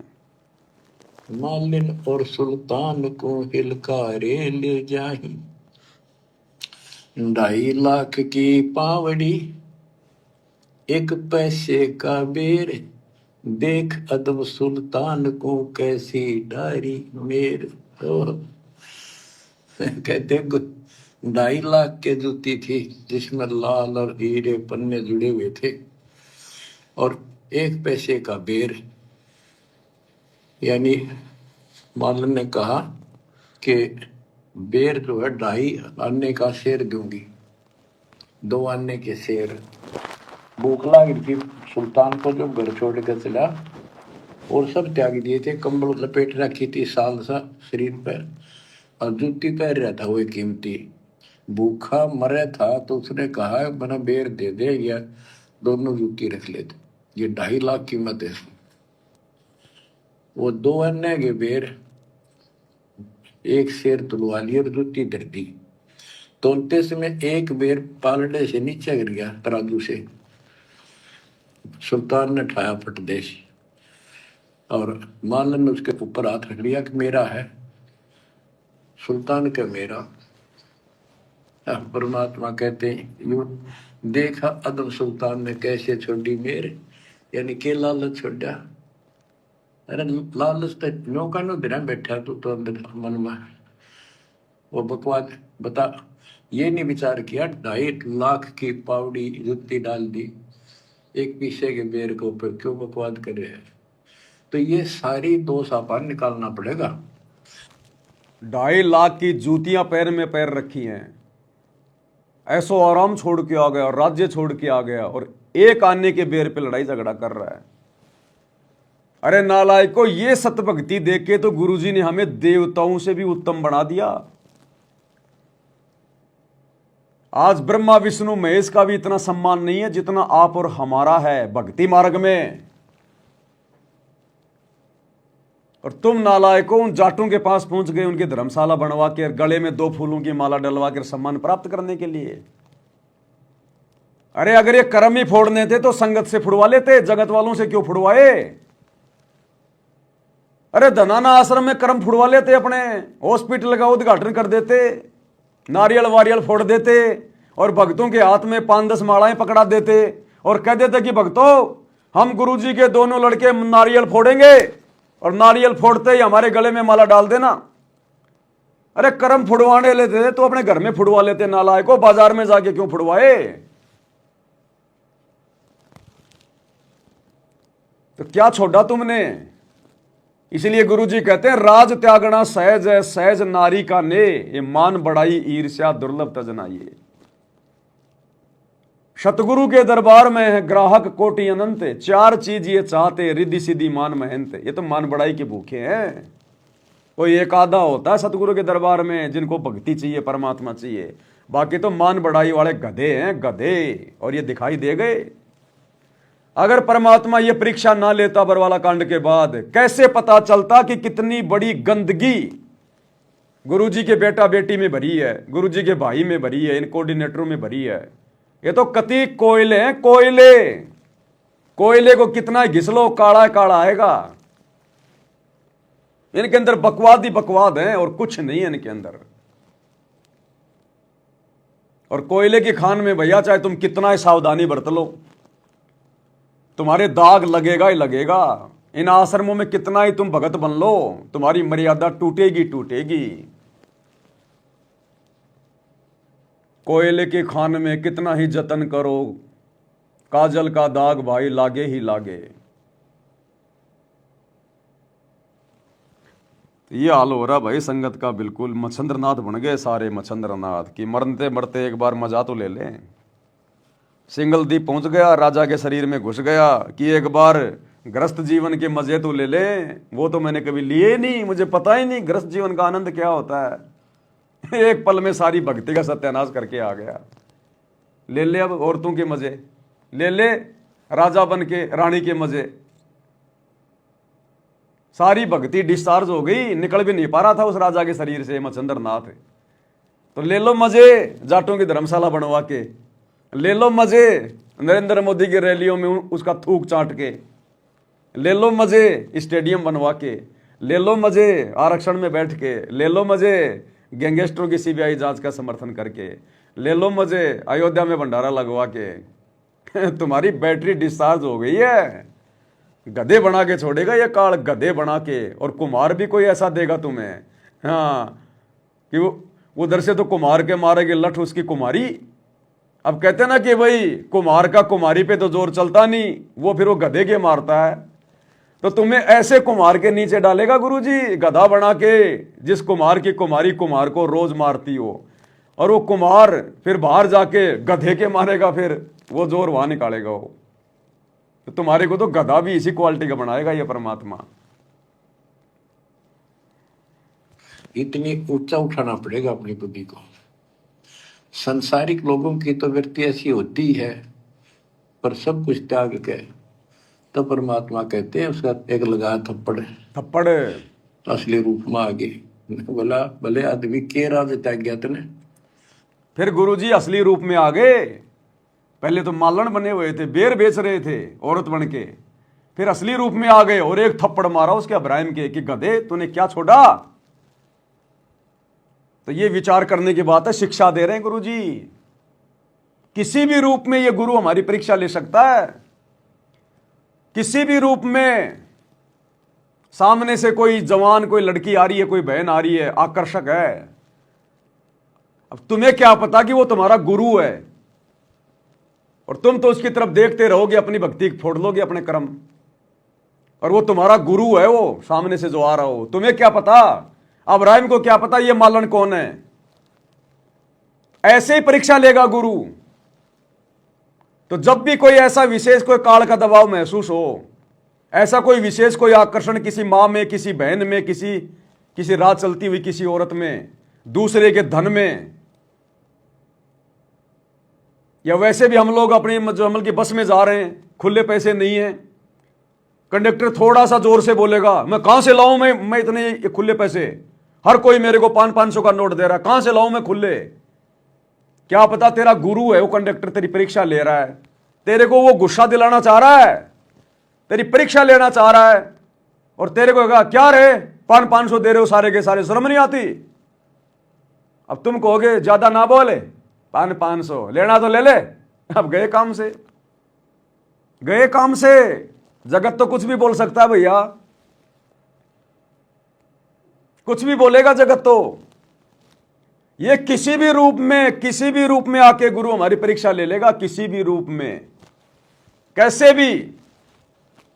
जैसे अब्राहिम की परीक्षा ले ली मालन बन के, और फिर मारा एक थप्पड़। आज भाई अपने वास्तविक रूप में आके थप्पड़ नहीं मारेगा, आज तो रिजल्ट देगा। फिर लास्ट में रिजल्ट आज शो नहीं करेगा, परीक्षा भी ले लेगा और शो भी नहीं करेगा, फिर रिजल्ट मिलेगा। अब देख लो ना, गुरुजी का पूरा परिवार फेल, इनके कुक्रम बता रहे हैं ना भाई। जो गुरुजी के विधान से सत्संगों के विरुद्ध चलेगा वो फेल। पहाड़ जैसी बड़ी बड़ी गलतियां कर रही है, फेल। गुरुजी कुछ कह रहा है इनको? कुछ नहीं कह रहा। उल्टा इनको आशीर्वाद दे रहा है, शाबाश बच्चों, मेरी आत्मा गदगद कर दी। मेरी आत्मा गदगद कर दी। क्यों? क्योंकि मैं छटनी कर रहा था, तुम छट गए, गंदगी अपने आप छट गई, मेरी आत्मा गदगद कर दी तुमने। मुझे ज्यादा जोर ही नहीं लगाना पड़ा, मेहनत नहीं करनी पड़ी, बिना फिल्टर के कचरा साफ हो गया। तुमने खुद ही कर दी सारी कुबद, मुझे कुछ करना ही नहीं पड़ा। मेरी आत्मा गदगद कर दी बच्चों तुमने, मेरे हीरे मोतीलाल छांट दिए तुमने, जो साथ संगति में दौड़ के चले गए। तो गुरुजी इसलिए कह रहे हैं कि बच्चों, मेरे को मेहनत नहीं करनी पड़ी, तुम्हारे साथ माथा पच्ची नहीं करनी पड़ी, मैं चुपचाप हिसार जेल में आके बैठ गया और तुम अपने आप ही कुकर्म कर करके अपने आप ही ये गंदगी दूर हो गई। तुमने मेरी आत्मा गदगद कर दी कि मेरे को नहीं बोलना पड़ा। अब ये समझ रहे हम आश्रमों में जो मिट्टी ढो रहे हैं, ये ईंटें ढो रहे हैं, हॉस्पिटल बना रहे हैं, आश्रम बना रहे हैं, इसलिए गुरुजी कह रहे हैं मेरी आत्मा गदगद कर दी। संत कहां बोलता है, क्या बोलता है, वो संत ही जानता है। तो क्या कह रहे हैं गुरुदेव? असली रूप में आ गए। बोला भले आदमी के राज त्याग गया तने, एक थप्पड़ तू मारा। तो राज अंदर ही लिए कर रहा है। अपनी भूल का एहसास हुआ, महाराज बहुत नीच सही मन, देख कितनी बकवास भरी है, बहुत बड़ी गलती होगी, दया करो। तो बच्चों, इस प्रकार आपने भी थोड़ा सा ऊंचा उठना पड़ेगा। परमात्मा के लिए छोटी मोटी बातों पर अड़ंगा नहीं अड़ाना चाहिए। संसारी लोगों की रीति किसी हो, पर अपनी धर्म नीति को आगे रखे, उसके कारण गुरुदेव कह रहे हैं सांसारिक लोगों की नीति कैसी भी हो, लेकिन भगत ने अपनी धर्म नीति को आगे रख के चलना चाहिए। धर्म नीति, भगत की धर्म नीति क्या है? गुरु जी का ज्ञान, गुरु जी के सत्संग, मर्यादा, ये भगत की धर्म नीति है, ये हमारा धर्म है। तुमने अपने धर्म की कर दी ऐसी की तैसी, सारे उल्टे काम कर करके, गुरु जी को दुखी करके, बकवादे करके, क्या बचेगा तुम्हारे पास में? बड़ी बातों पर अड़ंगा नहीं अड़ाना चाहिए। संसारी लोगों की रीति किसी हो, पर अपनी धर्म नीति को आगे रखे, उसके कारण आप ऊपर उठ जाओगे। गरीब 9 लख नानक नाद में 10 लख गोरख तीरे, लाख दत्त संगी सदा चरणों चरत कबीर। गरीब 9 लख नानक नाद में 10 लख गोरख पास, अनंत संत पद में मेले कोटि तेरे रविदास। गरीब रामानंद से लक्ष गुरु त्यारे सिसके भाई, चेलों की गिनती नहीं पद में रहे समाये। गरीब खोजी खालिक को मेले ज्ञानी के उपदेश, सतगुरु पीर कबीर हैं सबका हो उपदेश। गरीब दुर्वासा और गरुड़ खे कीना ज्ञान समोद, अरब रामायण मुख कही वाल्मीकि को शोध। परमात्मा जो भी भक्ति पर लगे हुए हैं उन्हें अपने बच्चों को सबको मिलता है। दुर्वासा से मिले, गरुड़ से मिले, कागभूषण से मिले, शिव जी से मिले, विष्णु जी से मिले, ब्रह्मा जी से मिले, सबको मिलते हैं। देवी जी से मिले, ये नहीं छोड़ते किसी को। हमारी बुद्धि काल में कभी घुमा रखी है, ये बात हमारा समझ में आइए को नहीं। अब क्या बताते हैं कि वाल्मीकि के रूप में पांडवों की अश्वमेध यज्ञ में परमात्मा ने कैसा कमाल किया। गरीब फिर पांडवों की यज्ञ में शंख पचायन टेर, 12 कोटि पंडित जहां पड़ी सबन की मेर। गरीब फिर पांडवों की यज्ञ में शंख पचायन टेर, 12 कोटि पंडित जहां पड़ी सबन की मेर। यानी सबकी मरोड़ निकल गई जब पांडवों के अश्वमेध यज्ञ में परमात्मा ने सुपथ रूप में, वाल्मीकि रूप में जाकर शंख बजाया। उसमें 12 करोड़ पंडित बैठे थे। गरीब 33 कोटि यज्ञ में आए 88 सारे, 12 कोटि वेद के वक्ता, सुपच का शंख बजा रे। ओए होए। कहते पांडवों की यज्ञ में 33 करोड़ देवता, 88,000 ऋषि और 12 करोड़ वेद के कंठ से याद करने वाले, डेली पढ़ने वाले पंडित, वह उनसे वो काम सिद्ध नहीं हुआ। और सुपच उस हरिजन शूद्र वाल्मीकि से वो शंख बजा। यानी भक्ति ये बताते हैं मनुष्य जीवन प्राप्त करके जाति से कोई लिंक नहीं मौलिक का, ना किसी मजहब धर्म से। वो परमात्मा की भक्ति सच्ची हो, उससे सब कुछ प्राप्त होता है। ग्रीब फिर पंडों के यज्ञ में शंख पंचायन टेरे, 12 कोटि पंडित जहां पड़ी सबन की मेर। ग्रीब करी कृष्ण भगवान को शरणामृत से प्रीत, शंख पंचायन जब बजा लिया द्रौपदी सीत।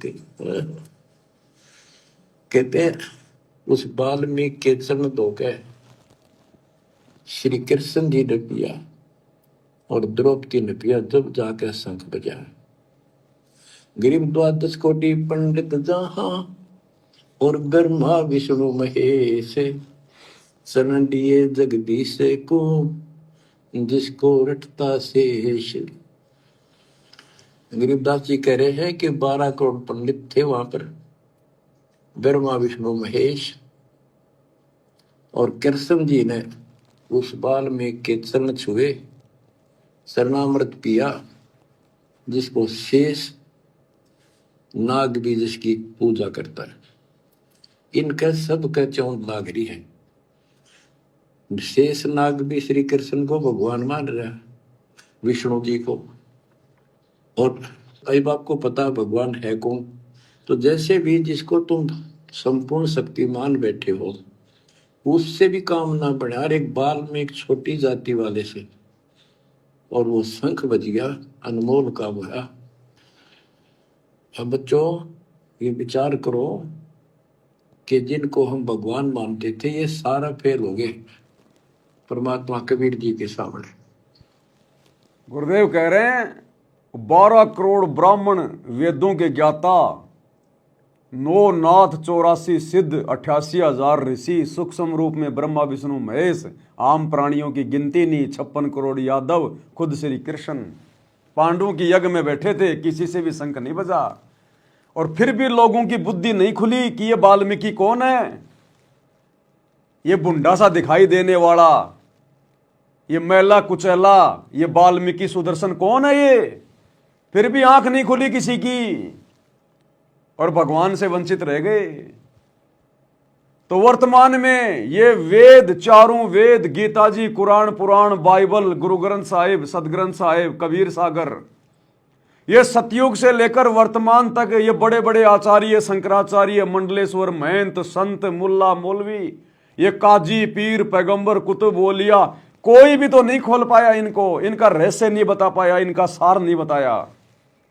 और हरियाणा के एक रामपाल जी ने ये सारा भेद खोल दिया, और फिर भी लोगों की बुद्धि नहीं खुल रही, उनके खुद के भक्तों की बुद्धि नहीं खुल रही। 90% की जो सतलोक आश्रमों से जुड़े कि सतगुरु रामपाल जी फिर कौन है। क्या मां के गर्भ से जन्म लेके आने वाला एक आम प्राणी होगा।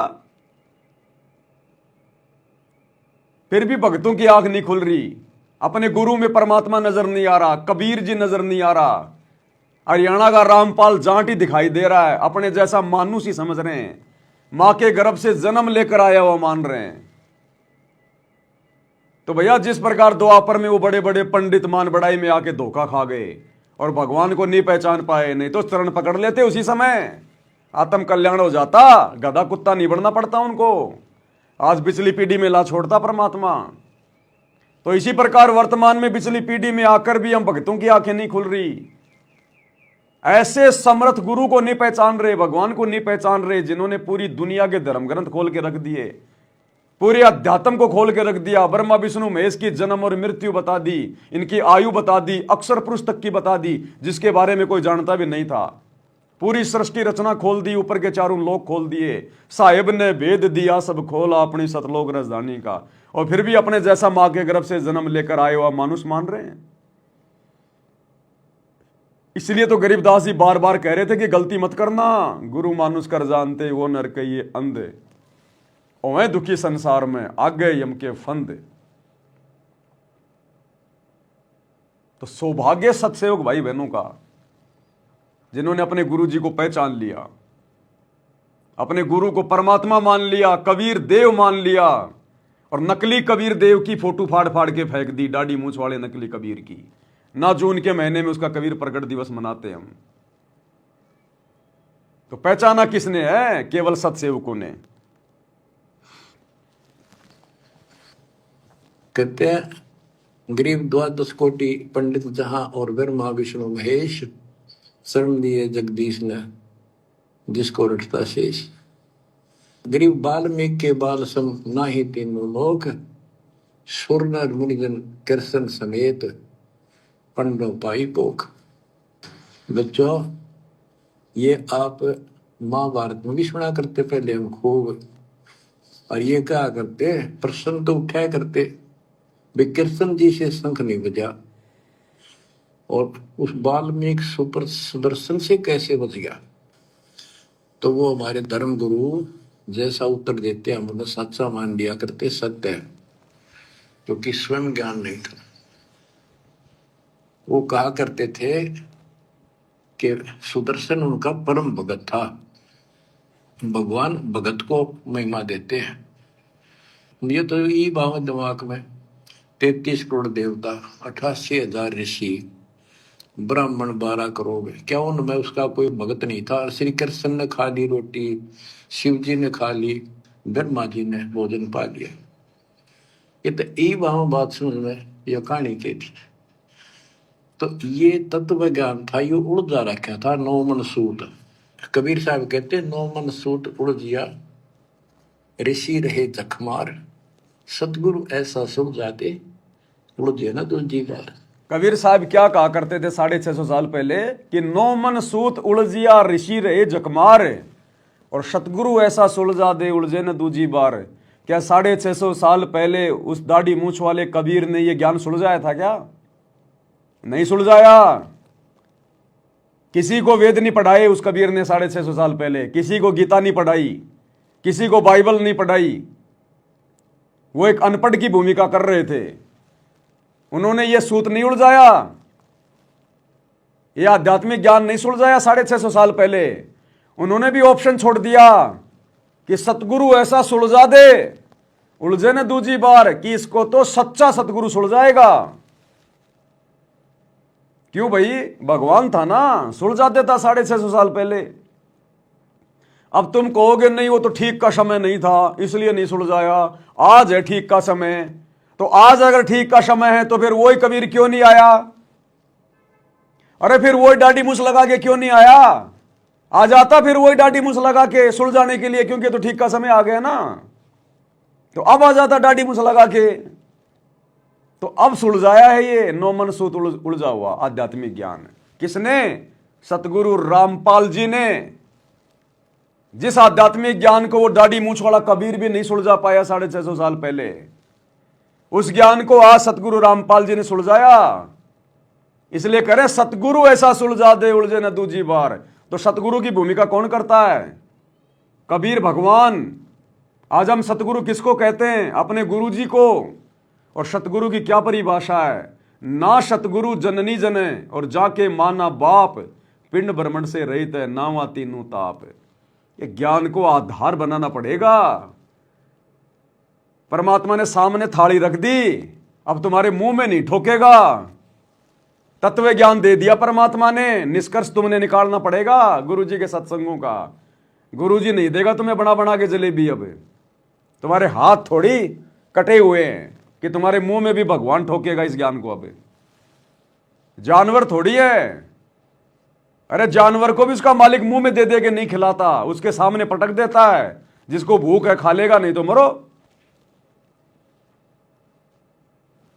तो सतगुरु के सत्संगों को खुद ही समझना पड़ेगा, चिंतन मनन करना पड़ेगा।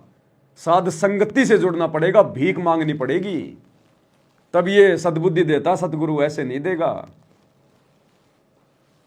तो ये उलझा हुआ ज्ञान आस उलझाया। सतगुरु की वाणी है अनमोल, इसे ना समझ सके अनबोल। साहिब का भेद दिया सब खोल, साहिब ने भेद दिया सब खोल, अपनी सतलोक राजधानी का। आज खोला वो सारा भेद। 650 साल पहले दाढ़ी मूछ वाले कबीर ने नहीं खोला भेद। उस समय तो मना कर दिया था कि धर्मदास मेरी लाख दुआई, ये मूल ज्ञान कहीं बाहर न जाई, कि इस मूल ज्ञान किसी को मत बताना। आज है उस मूल ज्ञान का डंका पीट दिया सतगुरु रामपाल जी ने। साहिब ने भेद दिया सब खोला, अपनी सतलोक राजधानी का। आज खोला भेद। तो कौन हुआ फिर असली साहिब, असली कबीर, असली सतगुरु? सतगुरु रामपाल जी। अब ये 9 मन सूत सुलझ गया। अब इस कलयुग मत उलझेगा नहीं बच्चों। अजब गजब कर दिया दाता ने आपके ऊपर कलम तोड़ दी। ऐसा अजब गजब कर दिया दाता ने। कौन से दाता ने कर दिया अजब गजब? सतगुरु रामपाल जी ने किया अजब गजब। सारे शास्त्रों का निचोड़ निकाल के दे दिया, शत भक्ति मार्ग दे दिया, पूरा भक्ति का कोर्स दे दिया, और हिसार जेल में बैठ के 76 एक घंटे के वीडियो भेज के अजब गजब कर दिया। भूतो न भवस्ती, भक्ति इतिहास में कभी ऐसा नहीं हुआ कि जेल में बैठ के किसी ने एक घंटे के सत्संग बाहर भेजे हों। ना कभी आगे होगा, ना आज से पहले कभी हुआ। भूतो न भवस्ती। तो अजब गजब किसने कर दिया? सतगुरु रामपाल जी ने किया। वो दाढ़ी मूछ वाले नकली कबीर ने नहीं किया। कहां है वो? दिखाई भी नहीं देता। कहां छुप के बैठा हुआ है?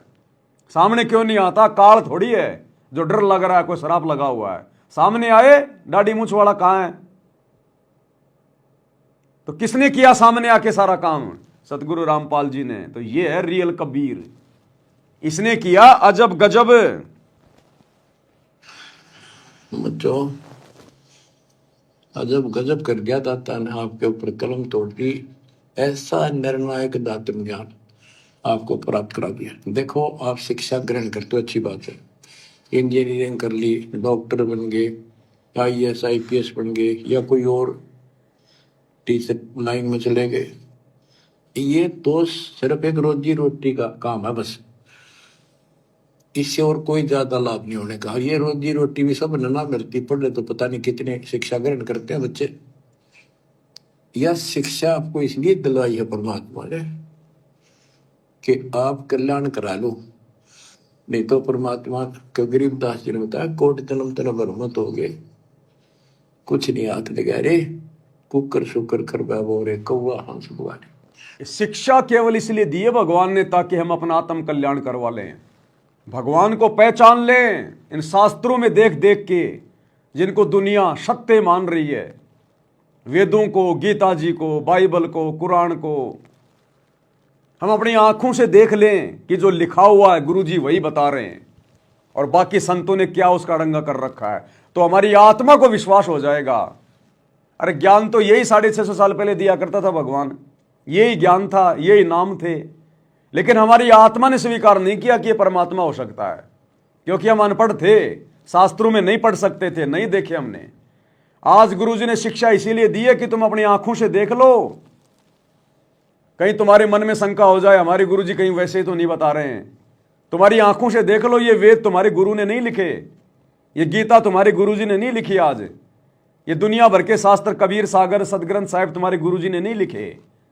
अब तुम्हारा गुरु इनको पढ़ा रहा है कि सत्यता क्या है, देख लो भाई।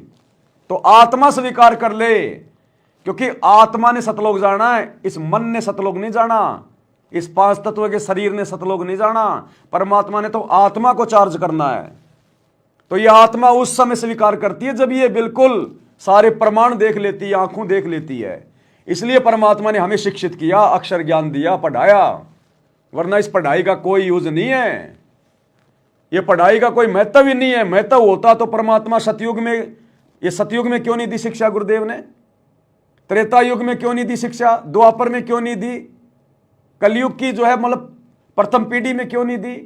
ये वर्तमान में क्यों दी परमात्मा ने शिक्षा? घर घर में सबको शिक्षित किया, केवल अपनी पहचान करवाने के लिए, शास्त्रों को देखकर। इसलिए हम भक्तों ने अपने बच्चों को ज्यादा शिक्षित बनाने की जरूरत नहीं है, ज्यादा हाई फाई उनको कोई पढ़ाई देने की जरूरत नहीं है, उनको कोई कोचिंग कराने की जरूरत नहीं है, उनको इंजीनियर, डॉक्टर, बैरिस्टर बनाने की जरूरत नहीं है, आईआईटी करवाने की जरूरत नहीं हो। बाबा बन के घूम रहे हैं आईआईटी वाले भी। अगर उस आईआईटी में अगर कोई सुख होता, मजा होता, तो वो लेके चिमटा रोडों पे नहीं भग रहा होता आज। शिक्षा केवल परमात्मा ने अपनी पहचान करवाने के लिए, तो वर्तमान में सबको शिक्षित करना जरूरी था परमात्मा ने। आने वाले समय में अगर हमारे बच्चे अगर पढ़ाई भी नहीं पढ़ना चाहते हैं, स्कूल नहीं जाना चाहते हैं, कोई दिक्कत नहीं है, मत पढ़ाइए आप, कोई आवश्यकता नहीं है, क्योंकि उनको भगवान चाहिए कि भगवान कौन है, और वो उसको अपने माता पिता से पता चल गया, क्योंकि उसके माता पिता वही भक्ति कर रहे हैं सतगुरु रामपाल जी की।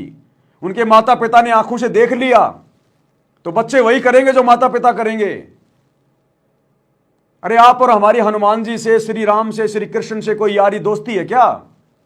कभी वो हमारे घर पे आए हो, कभी हम उनसे ऊपर जाके कभी मिल के आए हो, फिर भी हमने उनको भगवान मान लिया। क्यों? क्योंकि बचपन से हमारे माता पिता उन्हीं को भगवान बता रहे थे, उन्हीं की पूजा कर रहे थे, उन्हीं के मंदिरों में जा रहे थे, इसलिए हमने भी उनको भगवान मान लिया। तो ठीक इसी प्रकार अगर आप अपने बच्चों को पढ़ाना चाहते हो तो केवल नॉर्मल शिक्षा, अगर आप भगत हैं तो, जगत की बात नहीं कर रहा मैं, सतगुरु रामपाल जी के भगत अगर अपने बच्चों को पढ़ाना भी चाहते हैं, 8वीं 10वीं से ज्यादा मत पढ़ाइए, अन्यथा आपका बच्चा वो बिगड़ेगा, आपके हाथ से निकलेगा। 8वीं 10वीं लास्ट पढ़ा दो उसको, लास्ट, क्योंकि वर्तमान वालों को पढ़ाने की थोड़ी जरूरत है।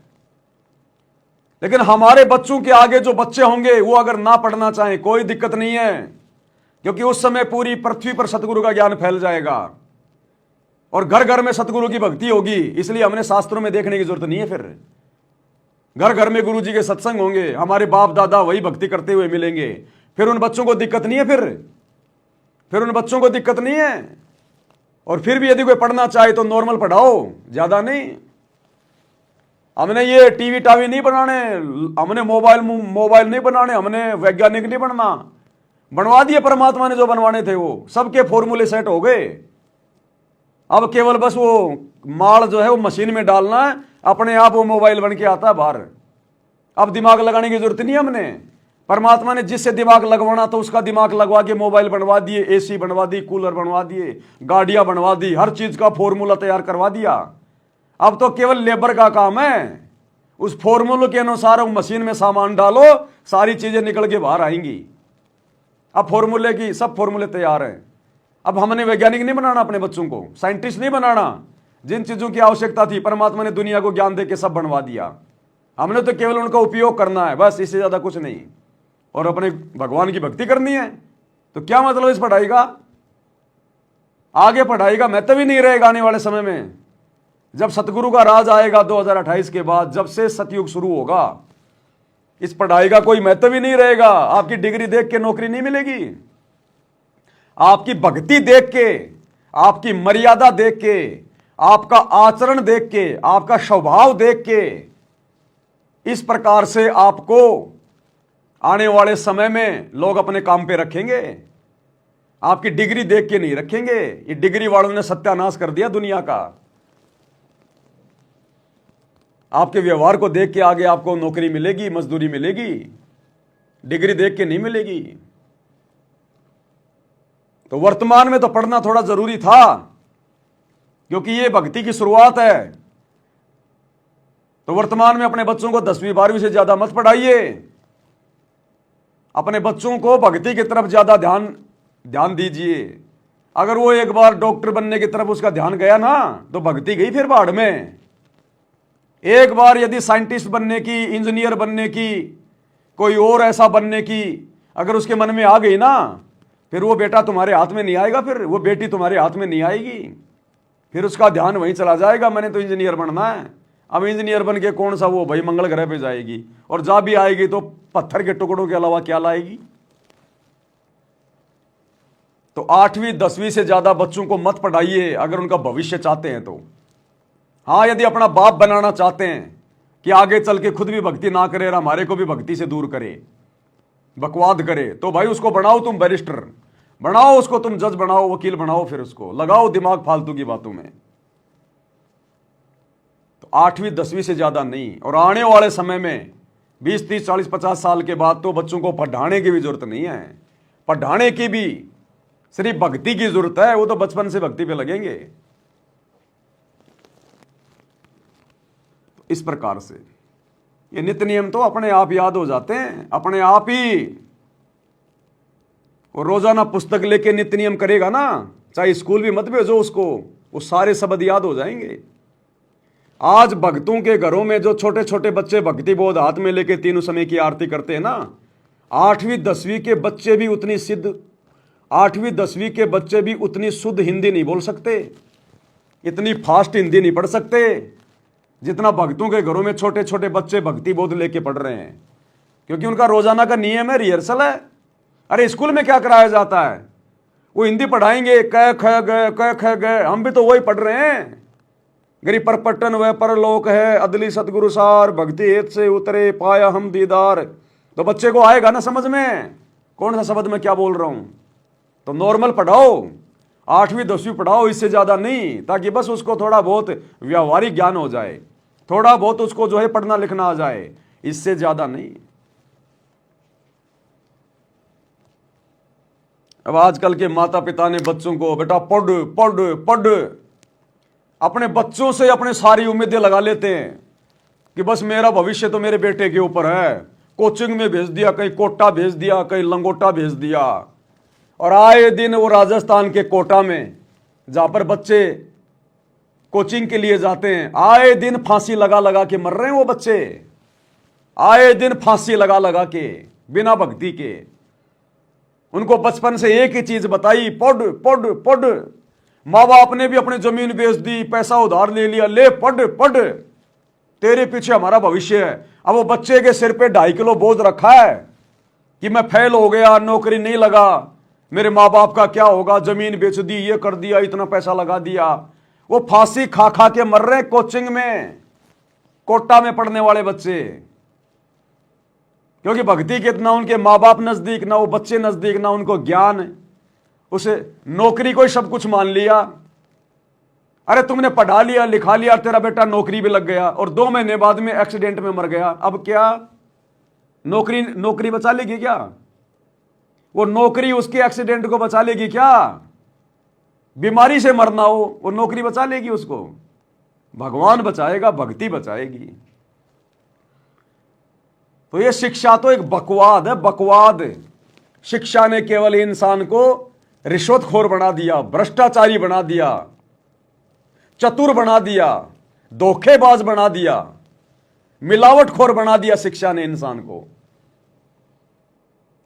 हमारे बाप दादा शिक्षित थे क्या? BA कर रखी थी क्या? अनपढ़। और आज जो बहुत ज्यादा जो पढ़े लिखे हैं, लाखों रुपया महीने का कमा रहे हैं, वो भी इतनी शांति से जीवन नहीं जी रहे जितना हमारे अनपढ़ बाप दादा जीवन जी के चले गए। जितनी खुशहाली, जितनी शांति उनके जीवन में थी, आज यहां के प्रधानमंत्री के जीवन में भी नहीं है। तो शिक्षा तो केवल भगाती है, इधर उधर गधा बना के रखती है, गधा उल्टे काम करवाती है, कर्म फुड़वाएगी। तो शिक्षा का भी थोड़ा बहुत यदि कोई फायदा उठा रहा है तो भगत उठा रहा है, भगवान को पहचान के, शास्त्रों को देखकर। ये शिक्षा परमात्मा ने ये BA MA इंजीनियर डॉक्टरी फोक्टरी ये मोटी मोटी पुस्तकें नहीं पढ़ने के लिए बनवाई। ये शिक्षा परमात्मा ने सदग्रंथों को पढ़ने के लिए बनवाई थी।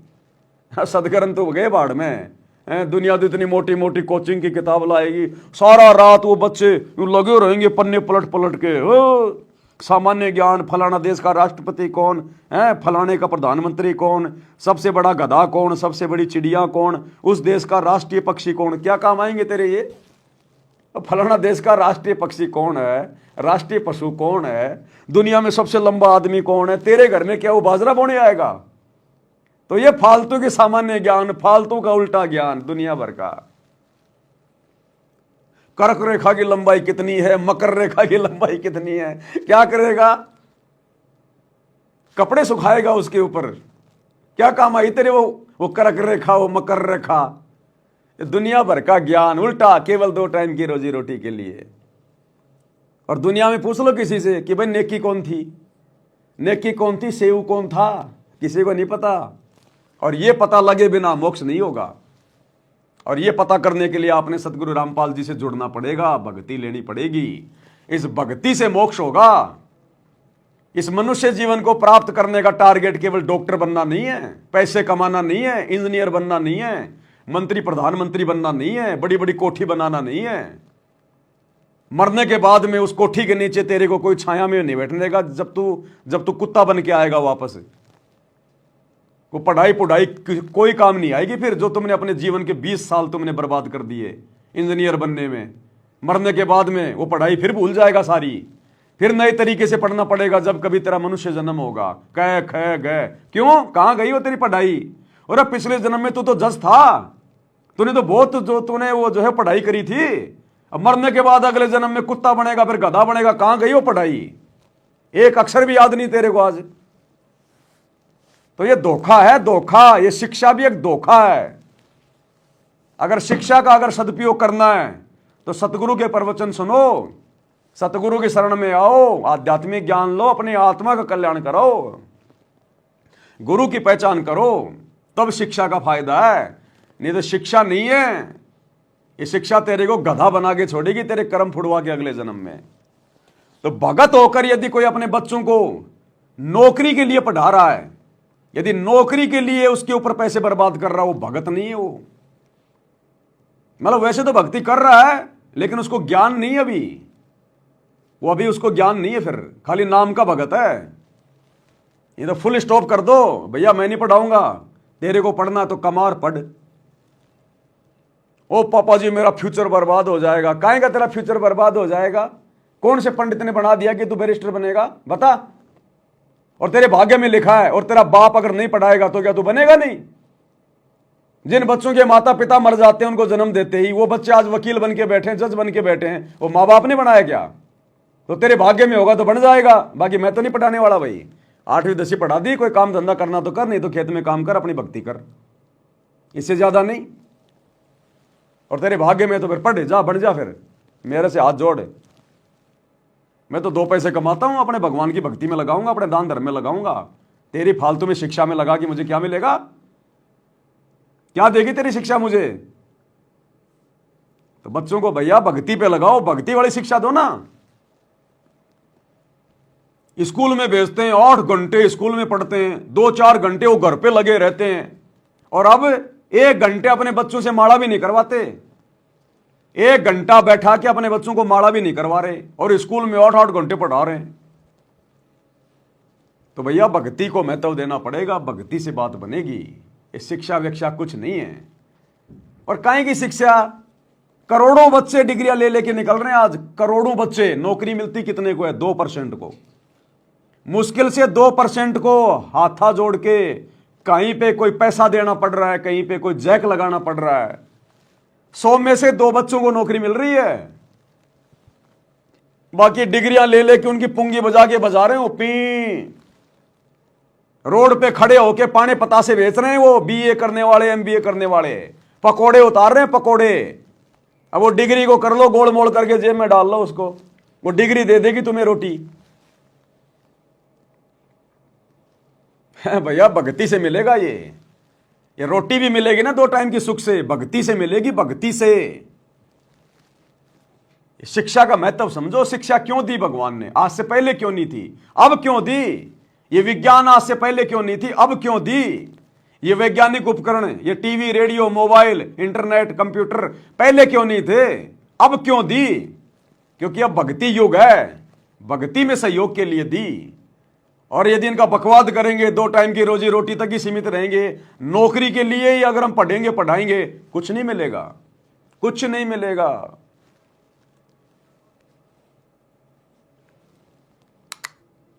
गरीबदास जी ने बताया, कोट जन्म तेरा बरमत हो गए, कुछ नहीं हाथ लगा रे, कुकर शुकर कर बाबो रे, कौआ हंस बुआरे। कोटि जन्म तू राजा की ना मिटी न मन की आशा, भिक्षक होकर दर दर घूमा मिला ना निर्गुण रासा। इंद्र कुबेर ईश की पदवी, ब्रह्मा वर्ण धर्म राया, विष्णुनाथ के पुर तू जाकर तू फिर पूछा। अब ठीक है, तुम ईशन फाइनल माल बैठे, बहुत अच्छा पढ़ गया बेटा बेटी, बहुत बढ़िया नौकरी लगी, वाह वाह वाह। अरे के इंद्र कुबेर ईश की पदवी ब्रह्मा वर्ण दुमराए, विश्वनाथ के पुरतू जाकर फिर भी वापस आए। आज तो छोटी मोटी कोई नौकरी लग गया, कोई चपड़ासी लग गया, कोई प्रिंसिपल लग गया, कोई डॉक्टर बन गया। अरे गुरुजी कह रहे नालायको, तुम तो ब्रह्मा विष्णु महेश तक बन चुके हो। अब ये छोटी मोटी ये नौकरियां प्राप्त करके अपने आप को तुम धन्य मान रहे हो। मेरा बेटा नौकरी लग गया, फूला नहीं समा रहा, मिठाइयां बांट रहा है। और वो गधा कितनी बार बन लिया वो बेटा बेटी, वो गधी कितनी बार बन ली वो बेटा बेटी, वो याद नहीं है। और कोटि जन्म तू राजा की ना मिटी न मन की आशा, करोड़ों बार राजा बन लिए। अरे आज तो नौकरी कर रहे हो, करोड़ों जन्म तुम राजा के प्राप्त कर चुके हो, ब्रह्मा विष्णु महेश के तुम जन्म प्राप्त कर चुके हो। अब बिना ज्ञान के कुछ याद नहीं है, कुछ पता नहीं है। आज कोई चपड़ासी लग जाए तो पता नहीं सीना फुला लेता है, मैं तो चपड़ासी लग गया है, मांझने तो कफ ही है बेटा, है बन जाए तू कुछ भी। नौकरी नौकरी है, नौकरी यानी गुलामी। नौकरी नौकरी है, दूसरे के अधीन रहना वो गुलामी है। गरीब 3 लोग का राज, जय जीव को कोई दे, लाख बधाई क्या करे जब नहीं नाम देते। एक छोटी सी पोस्ट या पद या मंत्री, मुख्यमंत्री, प्रधानमंत्री बन गया, छड़ दे इन गल्लां कुछ ना दे रहा इन बातों में। एक को गुरुजी कह रहे हैं अगर प्रधानमंत्री भी बन गया तू, देश का राष्ट्रपति भी बन गया, तो भी छोड़ दे गल्ला, कुछ नहीं है। अगले जन्म में गधापति बना मिलेगा बिना भक्ति के। एक हरि की भक्ति बिन राजा गधा होए, माटी लदे कुम्हार की घास न डाला कोई। अब बताओ फिर वो डॉक्टर इंजीनियर फलाना देखना, इनकी तो औकात क्या है। जब मरने के बाद में भक्ति ना करने वाला राजा भी गधा बनता है, तो छोटी मोटी नौकरियां करके तुम क्या सीना फुला रहे हो। तो ज्ञान की कमी है भाई। मंत्री, मुख्यमंत्री, प्रधानमंत्री बन गया, छड़ दे इन गल्लां कुछ ना दे रहा इन बातों में। एक कोडी का जीव नहीं जिसके पास सच्ची भक्ति नहीं। आपके ऊपर जो मालिक ने कृपा कर दी, पुण्यात्मा हो, आप सामान्य आत्मा नहीं हो। 27 साल हो गए यही आवाज, यही परमात्मा की महिमा गुणगान करते करते। परमात्मा का कुत्ता हूं मैं, उसका निर्देश है, आदेश है, इसलिए आप धनियों को जगा रहा हूं, भौंक रहा हूं। और कुत्ता जब भौंकता है तो मालिक ने समझ लेना चाहिए कोई आपत्ति है, उठ के जागना चाहिए, इधर उधर देखना चाहिए, अपना धन संभालना चाहिए। आंखें खोल लो, कुर्बान हो जाओ। ये बार बार दास जो कह रहा है, कोई मूर्ख नहीं, मैंने कोई स्वार्थ नहीं आपसे, लेकिन आपका भविष्य, आपकी दुर्गति खड़ी दिखाई देती है दास को। आप दुर्गति खड़ी दिखाई दे रही है आश्रम वालों की। सत्संग किसके लिए कर रहे हैं? अपने भक्तों के लिए। तो गुरुजी कह रहे हैं मुझे तुम्हारी दुर्गति खड़ी दिखाई दे रही है। जो कुकर्म तुम कर रहे हो आज मेरी गैर हाजिरी में, ये राजनीति करके, स्टेडियम बना के, आश्रम पे आश्रम खोल के, धंधा खोल के तुमने ड्रामेबाजी शुरू कर दी। नाम लेते हो तुम कबीर जी का कि कबीर जी 120 साल झोपड़ी में रह गए, और तुमने उसी कबीर के नाम पे ये करोड़ों के आश्रम खोल खोल के बकवादी शुरू कर दी। उस कबीर के नाम पे आश्रम खोल दिया, करोड़ों का ड्रामेबाजी कर रहे हो, और कबीर का झोपड़ा बना दिया साइड में, और लिख दिया कबीर जी शिक्षा दे रहे हैं सूत काट के कि हमने एक सामान्य जीवन जीना चाहिए। वो 300 करोड़ का धनाना आश्रम क्यों खोल दिया भाई? अरे नाम कबीर का, फोटो कबीर की, सूत काट रहा है, झोपड़ी कबीर की कि सामान्य जीवन जीना चाहिए, और ये 100 एकड़ जमीन लेके पटक दी धनाना में। ये क्या है? वो 300 करोड़ का आश्रम बना दिया। वो क्या ड्रामेबाजी है? बनाई कभी कबीर ने? तो ये है ड्रामेबाजी। तो गुरुजी कह रहे हैं मैं सारा देख रहा हूं, तुम्हारा नौटंकी सब कुछ है। गुरुदेव कह रहे हैं तुम्हारी दुर्गति मुझे दिखाई दे रही है, तुम्हारा भविष्य जो तुम ये बकवादे कर रहे हो, गंदी राजनीति, स्टेडियम, आरक्षणबाजी, आश्रमों में ड्रामेबाजी, भक्ति तुम करते नहीं, सत्संग तुम सुनते नहीं, दुनियादारी निभा रहे हो, यारी दोस्ती निभा रहे हो, बकवादे कर रहे हो, मर्यादा सबने तोड़ रखी है। तो गुरुजी कह रहे हैं मुझे सब दिखाई दे रहा है, तुम्हारी दुर्गति खड़ी दिखाई दे रही है। मैंने कोई स्वार्थ नहीं आपसे, लेकिन आपका भविष्य, आपकी दुर्गति खड़ी दिखाई देती है। आपकी ऐसी बिरान माटी असंग बार होली, कुत्ते कदे सूर बनकर धक्के खाए आपने, अब भी डर नहीं लगता। अब तो ये नशा उतर जाना चाहिए आप लोगों का। क्या ये मैं भी बोलने जाऊं तुम सुने जाओ, या भेड़ वाले बीन मत बनाइए इसने। क्या कह रहे हैं गुरुदेव? किसको कह रहे हैं? अपने भक्तों को कह रहे हैं कि मैं बोले जाऊं, यानी मैं जेल से बैठ बैठ के सत्संग बोले जाऊं और तुम सुनते चले जाना, अनुसरण कोई इसके ऊपर जो है करना मत। तो कहते हैं भेड़ वाली बीन मत बनाओ इसको। जो कह रहा हूं ना उस पर अमल कर लो, ये बकवादें छोड़ दो जो तुम कर रहे हो। ये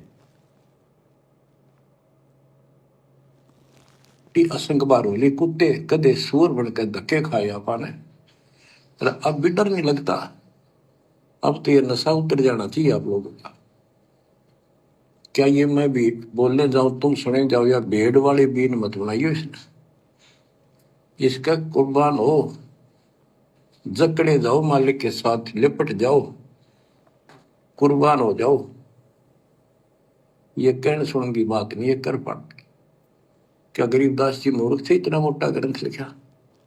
क्या भगवान को लालच था आपसे जो 120 वर्ष तक हमारे बीच में इस गंदे लोक में कष्ट उठाया? आप उसके बच्चे हो, आप उसकी आत्मा हो। वो हमारा बाप है, वो एक माँ है, वो सब कुछ है, वो भाई है, वो एक बहन है। तुम्हें माता च पिता, तुम्हें बंधु च सखा, तुम्हें विद्या च द्रविणम, विद्या और धन दाता तू ही है। तुमेव मम सर्वम देव देव, हे देवों के देव, हे मालिकों के मालिक, मेरे तो आप ही सब कुछ हो। ये भाव हो बेटा बच्चों तुम्हारा। और ये भाव गुरुदेव के आशीर्वाद से सत्सेवकों का बना है, सत्सेवकों का, साथ संगत वाले भाई बहनों का।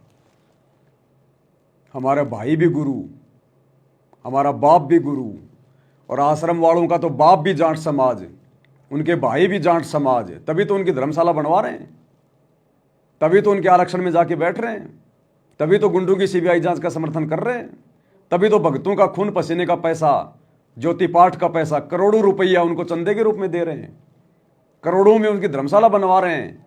क्योंकि इनका तो बाप भी जाट समाज हरियाणा का, और इनके तो भाई भी जाट समाज वाले।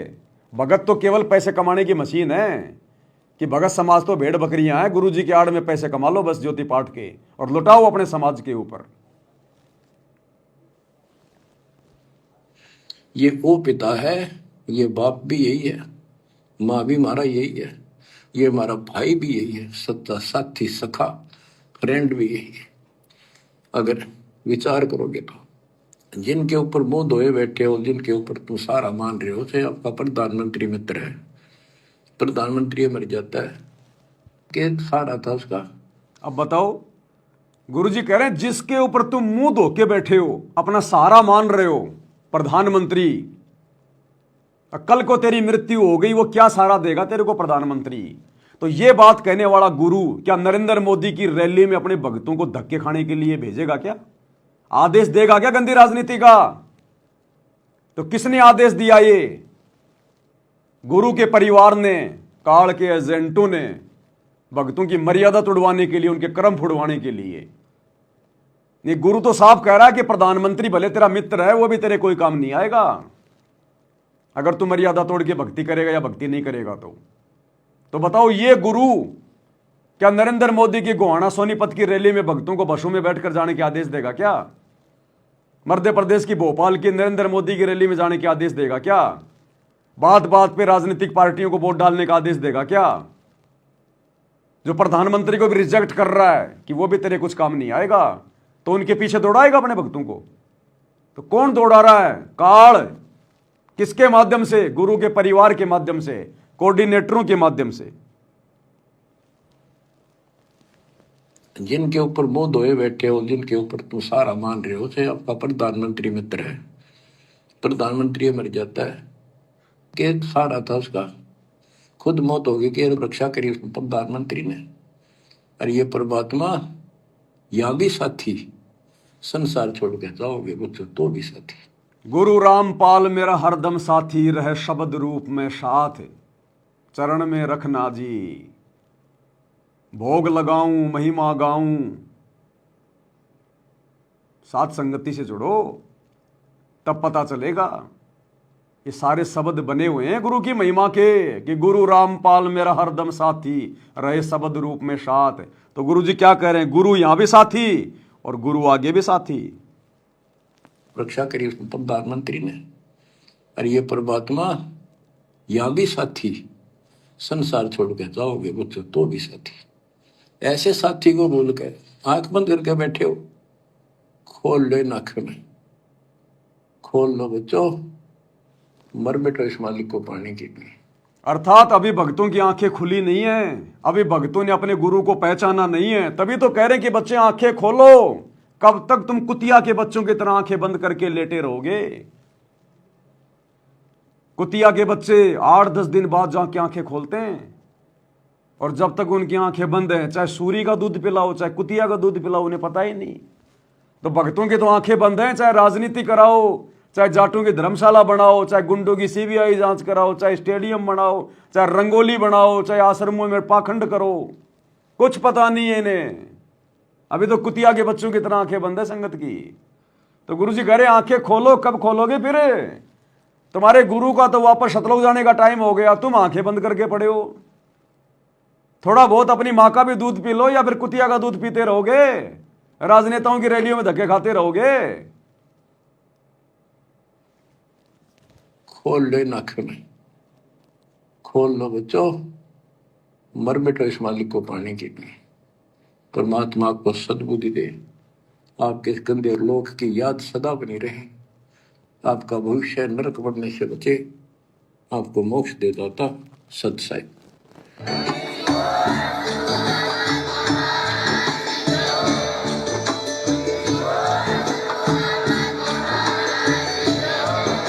भाई जो गुरु वचन पे डट गए, कट गए फंद 84 के, कट गए फंद 84 के।